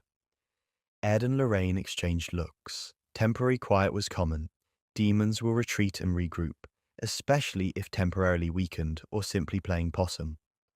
Lorraine, still vigilant, noted softly that it was too soon to declare victory. Indeed, Ed concurred that while this initial engagement had proven the reality of the phenomena, the Warrens had now witnessed it firsthand and even recorded some of it on tape. It was not a permanent fix. The demon had shown itself, and likely it was only a matter of time before it struck back. However, this first spiritual clash did serve a couple of purposes. It validated the Smurls. The Warrens had no further evidence needed, as one account put it, to believe them, since their own experiences confirmed it, and it likely emboldened the family somewhat, for they saw that prayers and holy relics could indeed force the thing to momentarily withdraw. It meant it was not invincible. It was subject to a higher power when confronted correctly. That knowledge was a glimmer of hope. Following this event, the Warrens advised the Smurls on several measures: to continue frequent prayer, to attend Mass regularly and receive the sacraments to fortify themselves spiritually, and above all, to avoid giving in to fear or despair, as demons are said to feed on such emotions. That was easier said than done, of course, but having the Warrens around gave the family an emotional boost. They finally had true allies in this fight. Ed and Lorraine also reached out to some of their contacts in the clergy. They had long-standing relationships with a few priests who were experienced in deliverance or exorcism, such as Father Robert McKenna, a traditionalist priest who was not officially with the Scranton Diocese but had assisted them on other cases. The Warrens likely phoned Father McKenna to tell him of the Smurl case, and he agreed to help when the time came. Indeed, McKenna would perform exorcisms later on this home. At the same time, the Warrens attempted to go through official channels. They contacted the Diocese of Scranton to inform them of the situation and to request formal help, emphasizing the need for an exorcist sanctioned by the church. The response from the diocese was, unfortunately, lukewarm.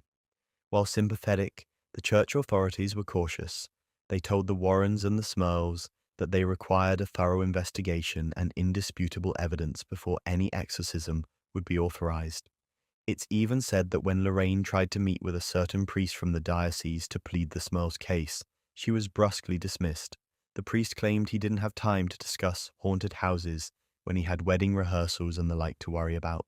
That left the Warrens indignant, and the Smurls feeling even more deserted by their own church hierarchy. So, over the next weeks, the Warrens took charge. They visited the Smurl home multiple times, not just once. In these visits, Lorraine continued her clairvoyant assessment.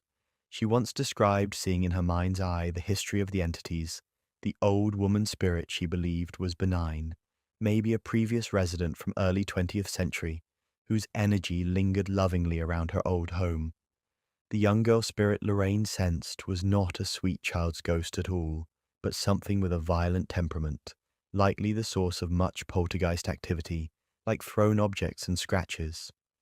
Perhaps this was a troubled spirit of someone who had lived or died violently, or perhaps an entity masquerading as a girl. The man's ghost, she felt, was a tragic figure, perhaps someone who had died in the home. By one story, a man had indeed died in the house long before the Smurls, possibly of some illness, and his spirit was sad and weak, not harmful. Lorraine would later share that these human spirits were basically under the thrall of the fourth presence, the demon. It was this demon, a non-human spirit of pure malice, that orchestrated the chaos, using the ghosts like foot soldiers or camouflage at times. The Warrens' investigation also included psychological evaluations of the family. They understood well that skeptics would claim the Smurls were hallucinating or mentally unwell.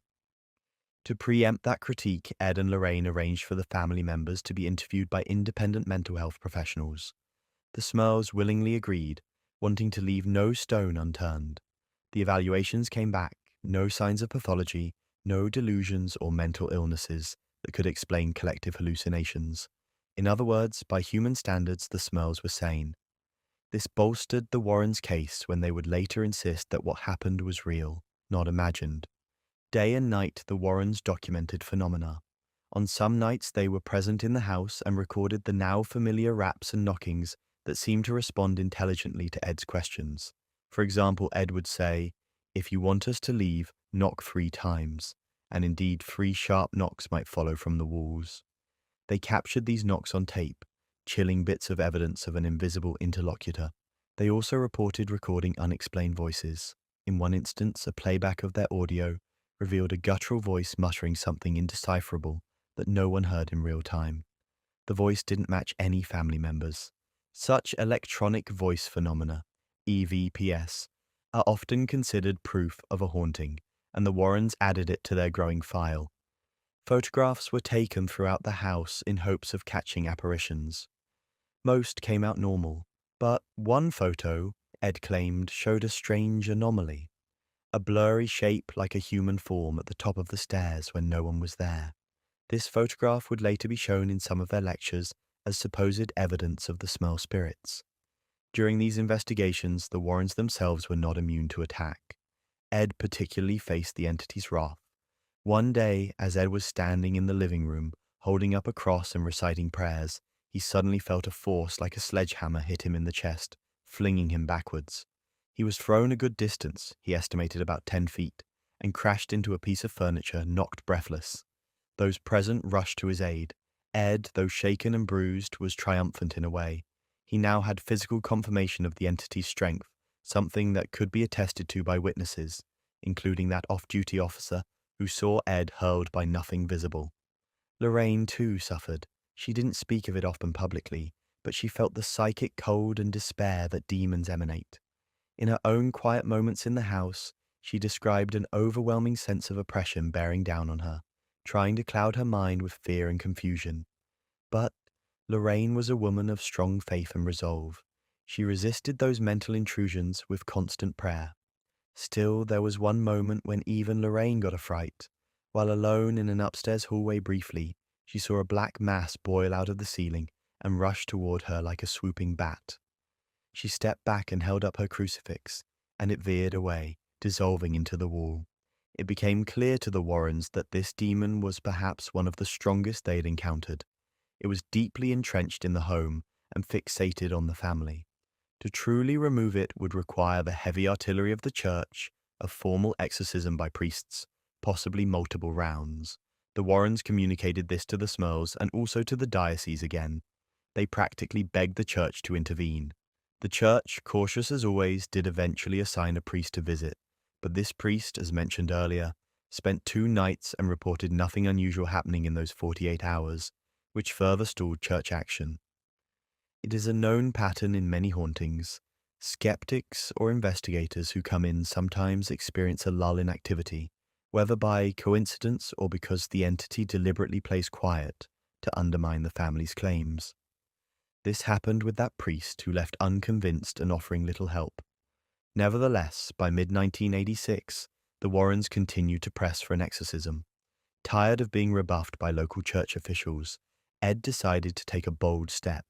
He would go to the media to put pressure on the church. This was not a decision made lightly. The Smurls, up to now, had avoided media attention. They valued their privacy and feared the stigma of being labeled the haunted family, or worse, frauds. But Ed reasoned that if the public knew what was happening, the church would feel compelled to take definitive action, if only to avoid scandal or criticism for neglecting a family in spiritual need. He discussed this with Jack and Janet. It was a difficult choice for them. allowing their personal hell to become public knowledge. Eventually, exhausted and desperate, they agreed. The story was leaked to the local press. A family in West Pittston claims a demon is in their home, and even the famed ghost hunters Ed and Lorraine Warren are involved, but can't get the church to act. You can imagine such a story spread like wildfire. By the summer of 1986, reporters were calling and knocking on the Smurls' door. News outlets from local Scranton papers to regional TV crews wanted the sensational scoop, and sensational it was. A real-life haunted house, demonic assaults, a community in fear perhaps that such things could happen in their midst. The media frenzy had truly begun, and with it came as many new problems as solutions. But one immediate effect was exactly what Ed intended. The church's hierarchy took notice. And beyond that, even higher up in the Catholic Church, in Vatican City, someone took notice. That someone was Cardinal Joseph Ratzinger, head of the Congregation for the Doctrine of the Faith, the Vatican office overseeing matters of doctrine, including exorcisms.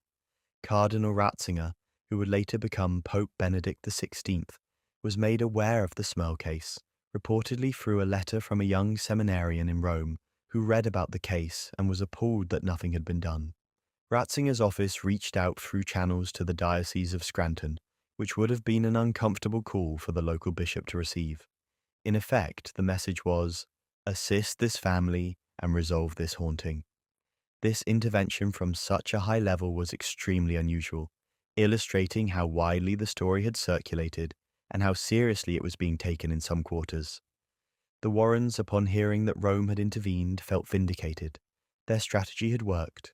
The Scranton Diocese promptly arranged for an official exorcist to visit the Smurl home.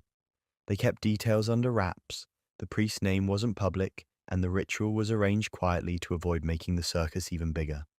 The Smurls, after over a year of terror, and arguably 12 years if one counts from 1974's first odd events, were finally going to get the ritual they hoped would expel the demon for good. Before that happened, however, the Smurl case would become a full-blown public spectacle, with interviews, skepticism, and debate raging far beyond their quiet street. But at least now, thanks to the Warrens' involvement, the family had not only hope, but a plan. They were actively fighting back, armed with both the spiritual knowledge of demonologists and soon the ancient rites of the church itself. In the late summer of 1986, West Pittston, Pennsylvania, found itself at the center of intense media scrutiny. For a town accustomed to quiet anonymity, this was something of a shock. Vans with satellite dishes from news stations rolled down previously sleepy Chase Street. Curious onlookers and self-styled ghost hunters gathered behind police cordons, hoping for a glimpse of paranormal activity or just the family that everyone was talking about. The Smurl haunting had hit the press, and it captured the public imagination in a big way. It likely began with local newspapers like the Wilkes-Barre Times-Leader and the Scranton Tribune publishing articles about the Smurls' claims. The initial reports were straightforward accounts. Jack and Janet Smurl and their 4 daughters, often named in print, along with Jack's parents, reported a harrowing haunting over many years. They detailed the disturbances, from vile smells to levitating children to spectral assaults, and mentioned that Ed and Lorraine Warren were investigating. These articles carried statements from both the family and the Warrens, and also sought comment from others. The diocese, which remained cautious and non-committal publicly, perhaps a local police spokesperson, and inevitably parapsychologists or skeptics, like Paul Kurtz from the Committee for the Scientific Investigation of Claims of the Paranormal, CSICOP, who labeled the whole affair a probable hoax or delusion. Once the story hit the AP Newswire, it spread nationally and even internationally. The Warrens themselves held at least one press conference in late August 1986 on the Smurls' own property to answer reporters' questions. There exists a famous photograph of this event, Ed and Lorraine Warren standing on the Smurls' front lawn, addressing a throng of journalists with notepads and microphones, while Jack and Janet stand beside them looking a mixture of weary and hopeful. Lorraine reportedly told the press, "You cannot even imagine what has gone on in this home." She was trying to convey the depth of the horror without sensationalizing it further. though to many it already sounded like something out of a horror movie. Ed made an impassioned plea aimed indirectly at church authorities. He stressed that the family needed official help, that multiple exorcisms might be required, that this demon was extremely powerful. At that press conference and in media interviews, the Smurls themselves spoke to the public. It must have taken courage for Jack and Janet to stand in front of cameras and essentially say, "Yes, this is all true. We have been attacked by a demon in our own home." Skeptical reporters did not hold back either. Some asked if it was a publicity stunt, if the family was chasing a book or movie deal, which indeed did materialize later, fueling those suspicions. Jack firmly denied any hoax, stating no sane person would put their children through this nightmare just for attention. Janet recounted some of the milder incidents, likely avoiding mention of the most personal assaults for the cameras, but describing enough to horrify listeners: the unseen voices, the violent shaking of beds, the levitation of her and Jack, and the physical injuries inflicted. She described living in daily fear and pleaded for understanding, saying something to the effect of, "We wouldn't be exposing ourselves to this ridicule if it wasn't real. We just want our lives back." With media attention came a storm of public opinion. Letters to the editor poured in. Some readers empathized deeply, even sharing similar experiences or offering prayers. Others scoffed, insisting it was nonsense or attributing the events to natural explanations, like old houses make weird noises, they're exaggerating them. A common skeptical angle was to point to Jack's 1983 brain surgery, essentially insinuating he might be hallucinating or cognitively impaired. But how then to explain the rest of the family corroborating? Skeptics responded by suggesting mass hysteria or an internal family dynamic, feeding off each other's imaginations, possibly spurred by stress or underlying issues. The heart attack, financial strains, though the Smurls insisted they were a loving family without major dysfunction. Investigators from skeptic organizations tried to get involved. The renowned skeptic and philosopher Paul Kurtz publicly dismissed the case. Representing CSICOP, Kurtz told newspapers that in his view it was a hoax, a charade, a ghost story. He criticized the Warrens as not being impartial or scientific, implying they were inclined to find demons everywhere because that's their narrative. Kurtz even invited the Smurls to undergo psychological evaluations by independent experts of CSICOP's choosing to test their sanity and truthfulness. The Smurls, already evaluated by neutral parties via the Warrens, saw this as unnecessary and invasive, and likely felt insulted by Kurtz's overt skepticism. They did not take him up on the offer, which skeptics took as an unwillingness to be found out, while believers saw it as the family reasonably avoiding a disrespectful circus. Other local researchers visited too. A group of students from Penn State's Paranormal Society wanted to study the house. Likely the Smurls and Warrens declined such visits, as this wasn't a tourist attraction. Actually, in short time, the family grew to resent the media presence and constant attention. They had trouble doing basic things like grocery shopping without strangers pointing or reporters asking questions. Crowds sometimes gathered outside at night, hoping to catch a glimpse of something unearthly through the windows. On one occasion, neighbors reported that a car full of thrill-seekers parked nearby and started shouting taunts at the supposed demon, as if hoping to provoke it into a public display. The Smurls quietly asked them to leave. This wasn't some show to amuse the public. Nonetheless, amid the glare of publicity, steps toward resolution were happening. Bowing to pressure, the local clergy did more than just send one reluctant priest. They eventually sent a team that included priests and perhaps a psychologist or two employed by the diocese. The church often employs psychological evaluation to rule out natural causes before sanctioning exorcisms. This team came in an official capacity to observe and gather evidence for a report to church authorities. Unsurprisingly, the demon, if indeed it was one, was not keen to perform on cue for the church's investigators. This is when one priest spent 2 nights and saw nothing unusual.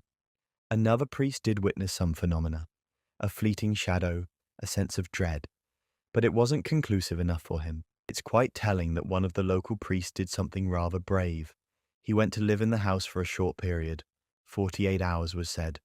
This older priest celebrated Mass inside the home, blessed it thoroughly, and then stayed overnight. During that time, by some accounts, he heard a few slight noises but no full-blown activity. After 2 quiet nights, he told the Smurls he was not convinced enough to escalate the matter, leaving them crestfallen as he drove away. It's possible the demon purposefully went dormant to discredit the family's pleas, a tactic often described in demonology lore. The devil's greatest trick is to convince people he doesn't exist, as the saying goes. Frustrated by this outcome, the Warrens and the Smurls pressed on. They realized that help might not come from their immediate community, so through their own channels, they reached out to exorcists willing to assist. This is where Father McKenna, the priest with prior ties to the Warrens, entered the scene. McKenna was not under Scranton Diocese authority. Some sources describe him as part of a schismatic traditionalist Catholic group, meaning he didn't need local approval to act. He was experienced in the old Latin rites of exorcism and had participated in spiritual warfare in other Warren cases. In late 1986, Father McKenna arrived in West Pittston. The press was not alerted to this. It was done quietly, perhaps early in the morning to avoid prying eyes.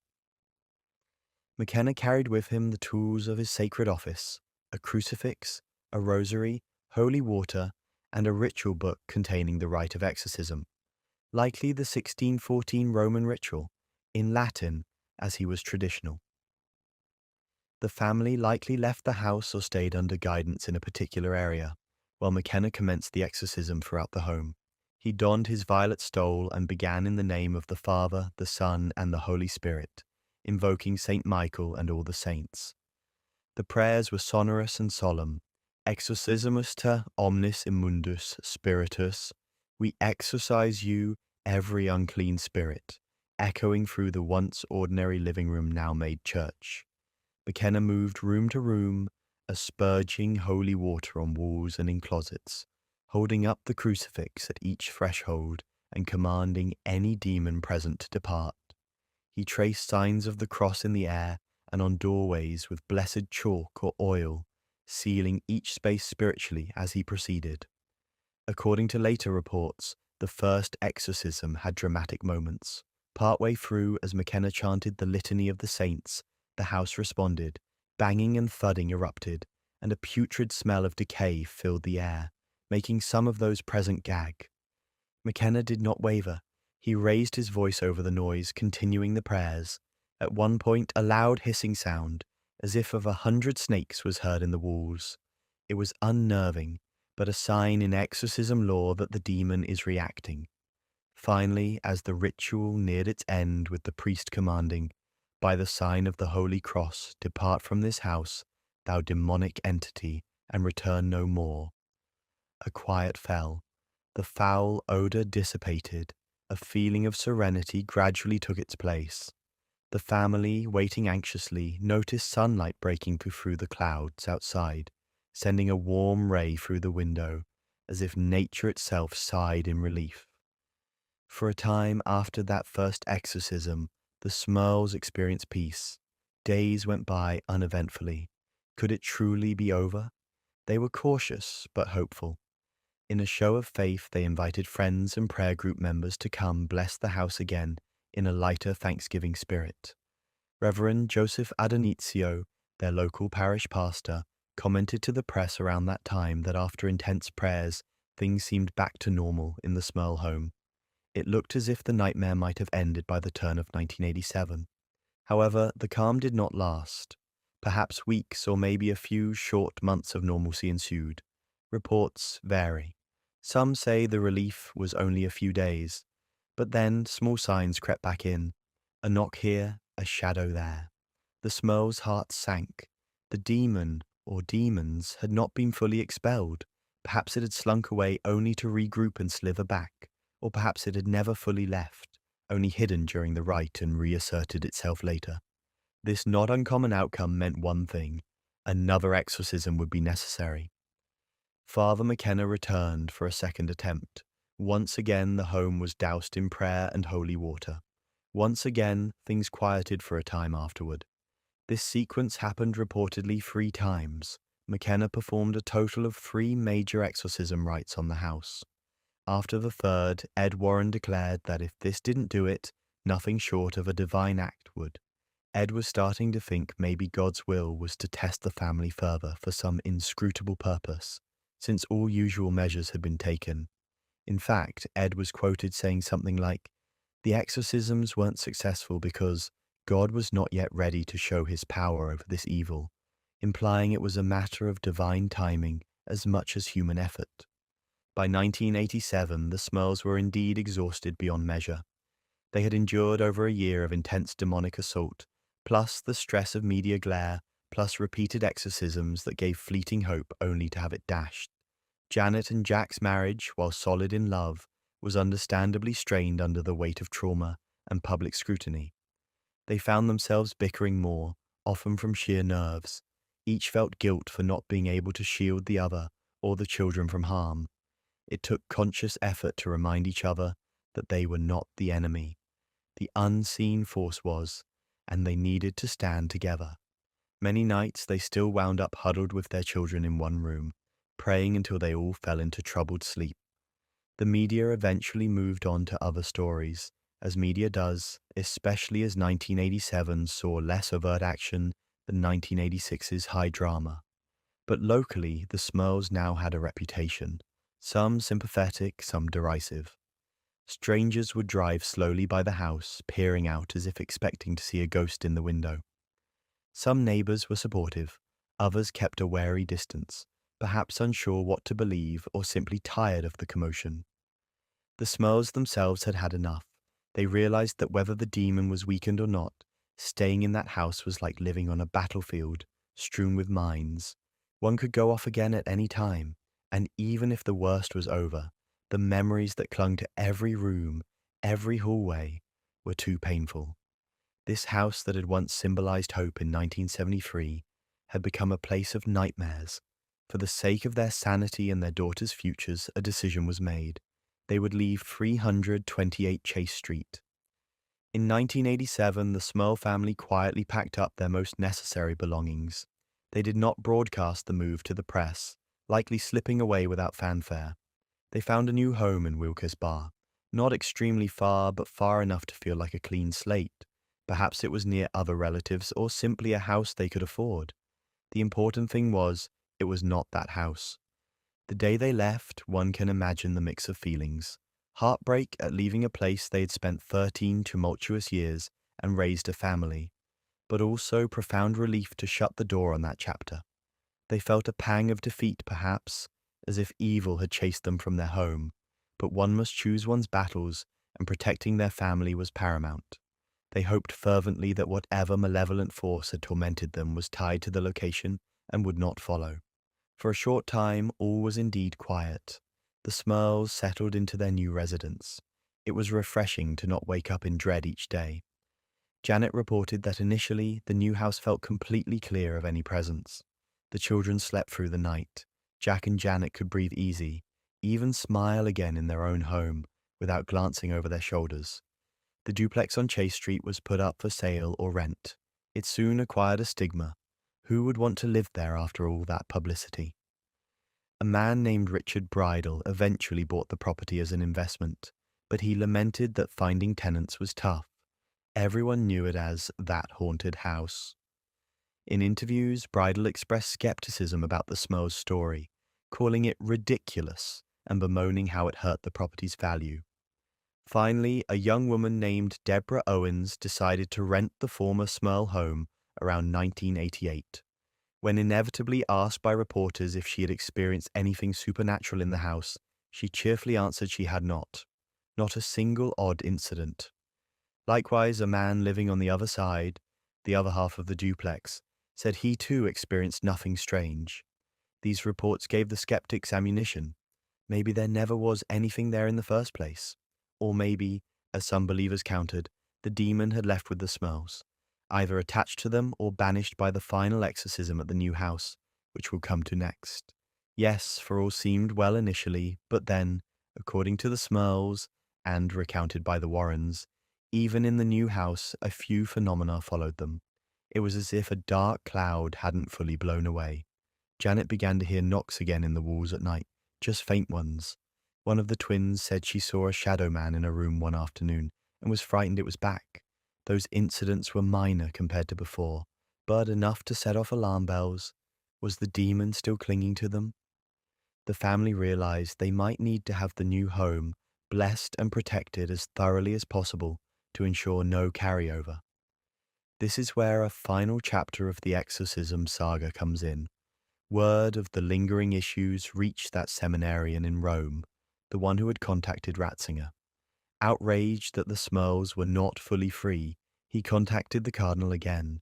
The cardinal then nudged the Scranton diocese with more urgency. Not wanting a repeat of bad publicity, the local church finally sent in the big guns decisively. They assigned an official exorcist, perhaps someone from outside the diocese with significant experience, to perform a clandestine exorcism on the Smurls' new Wilkes-Barre home in the early 1990s. This time it was done with little fanfare or record. Perhaps in a single day, the priest came, performed the ritual thoroughly, and left. The details of this final exorcism are scant. The Smurls later simply said that after that, nothing ever happened again. One imagines it might have been a simpler process in a house where the demon had less of a foothold. If indeed it had followed, it might have been weaker in the new environment. That final ritual, presumably backed by the Vatican's sanction, given Ratzinger's involvement, seemed to close the book on the Smurl haunting. And so, after nearly 15 years, counting from the earliest days in 1974 of benign phenomena to the final exorcism by around 1990 or so, the Smurl family haunting was declared over. The family could finally truly breathe again and begin to pick up the pieces of a normal life. Yet, the story's end in reality was a new beginning in folklore. The Smurl case had become one of those modern legends people talk about in hushed tones or excited gossip.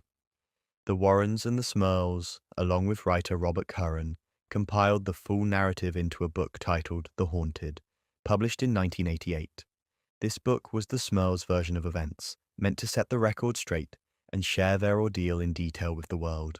It was a paperback hit, flying off shelves among fans of the paranormal. However, it also drew criticism. Reviewers like journalist Joseph Marusak from the Times Leader lambasted it as one-sided and lacking evidence. Another reviewer, Mary Beth German, called it poorly written and expressed skepticism that a reputable reporter like Curran would take it seriously given no empirical proof. Nonetheless, the book found its audience. Many readers were chilled and convinced by the down-to-earth tone and the sheer accumulation of incidents described. As the years went on, the case remained controversial. Skeptics continued to cite it whenever criticizing the Warrens' credibility. They pointed to the lack of any physical evidence, no clear photo of a ghost, no scientific verification, and the convenient timing of the book deal after media attention as signs of a probable hoax. Believers, and especially those in the demonology field, cited it as one of the most severe demonic infestations on record, on par with other famous cases, albeit less deadly since no one died, physically that is. For the Smurl family, life after the haunting was about moving forward and reclaiming normalcy. Jack Smurl quietly resumed his long career at the chewing gum factory, seldom speaking publicly about the ordeal again. He remained an active churchgoer, perhaps with an even deeper faith forged in the crucible of what he perceived as literal combat with evil. Tragically, he passed away in 2017 at age 75 due to complications in what was apparently a routine surgery. Up until his death, he stood by the truth of his family's story. In his obituary, his family didn't highlight the haunting, because Jack had been much more than that one episode of his life. A father, a husband of nearly 50 years, a community member. His daughter Karen, grown by then, remarked how sudden his passing was, and noted one of his regrets was not living to see his 50th wedding anniversary with Janet. Janet Smurl lived on, eventually moving to a quieter rural town, LaPorte, Pennsylvania, to be near nature and perhaps further from prying eyes. After the fervor died down, she too rarely gave interviews, preferring to heal privately. The daughters built their own lives. Heather and Dawn went on to have children of their own. One of Dawn's sons even became a professional football player, Mark Lewinsky II, an NFL offensive lineman, a proud achievement that had nothing to do with ghosts. Shannon and Karen, the twins, grew up into compassionate women working in fields like healthcare and social work. Interestingly, at least one of the twins, Shannon, maintained an interest in the paranormal, even dabbling in ghost hunting, no doubt driven by her childhood experiences. Karen, the other twin, became a part-time paranormal investigator too, explicitly stating her reason. She wanted to help others going through hauntings so they wouldn't suffer without support like her family did. In interviews decades later, Karen passionately defended her family against the old accusations of fabrication. She asserted how absurd the idea was that they did it for fame or money. She noted they hardly profited.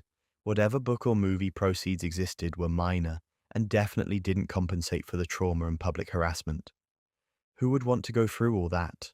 She asked pointedly, describing the media intrusion and ridicule that they endured. For the Smurls, their story was one of a family who faced something horrifying and came out the other side, wounded but intact, thanks largely to faith and solidarity. Decades have now passed since the last lights went out for the Smurls on Chase Street, and the events that once dominated headlines have settled into the dust of history and the lore of the supernatural. Yet, the Smurl haunting continues to intrigue, frighten, and provoke debate as part of its enduring legacy. One clear legacy is that the Smurl case has become a fixture in paranormal literature and media. It's frequently listed among the most extreme or famous hauntings in America. Many books about demonology and ghost cases include a chapter on the Smurls, analyzing it alongside cases like the Amityville Horror or the Enfield Poltergeist. In these, the Smurl haunting is often cited as a case with multiple credible witnesses, family, Warrens, a police officer, etc., that still lacked hard evidence, thus occupying that tantalizing space between belief and doubt. It's precisely this ambiguity that keeps it alive as a subject of fascination. It was neither conclusively proven nor disproven. For those in the paranormal investigative community, the Smurl case served as a cautionary tale about how media and investigations intersect. Some paranormal researchers concluded that going public can complicate a case, bringing unwanted attention, potential hoaxes, or stress that might amplify phenomena or psyche. The Smurls went public out of near necessity, but later on they themselves lamented the media frenzy. Today's ghost hunting teams often refer to that when deciding whether to release findings or keep a low profile, learning from the Smurls' experience that once the story is out, it takes on a life of its own beyond the family's control. The Warrens, of course, carried the lessons of West Pittston with them. In their lectures after 1986, Ed Warren would often recall the Smurl haunting as one of the most dangerous cases they faced. It reinforced their view, and thus the view of their audiences, that demons are real and can strike everyday people, not just those who dabble in the occult. The Warrens often ended their Smurl story with a note of triumph, that ultimately God's power freed the family. This dovetailed with their mission of encouraging people to stay in a state of grace and avoid anything that could invite such evils. It also, incidentally, reinforced their own reputation, both positive and negative. To their followers, it showed the Warrens fearlessly confront devils and protect the innocent. To critics, it was another case of the Warrens perhaps exaggerating or fostering belief in demons for their brand. Thus, the Smurl case became part of the larger conversation about the Warrens themselves. In the quiet, after so much uproar, perhaps the most important legacy is that the Smurl family endured and found peace. They overcame what they perceived as a brush with ultimate evil and lived to see brighter days. Their story, recounted and transformed through media, will continue to live on, to be debated by skeptics, championed by believers, and reimagined by filmmakers.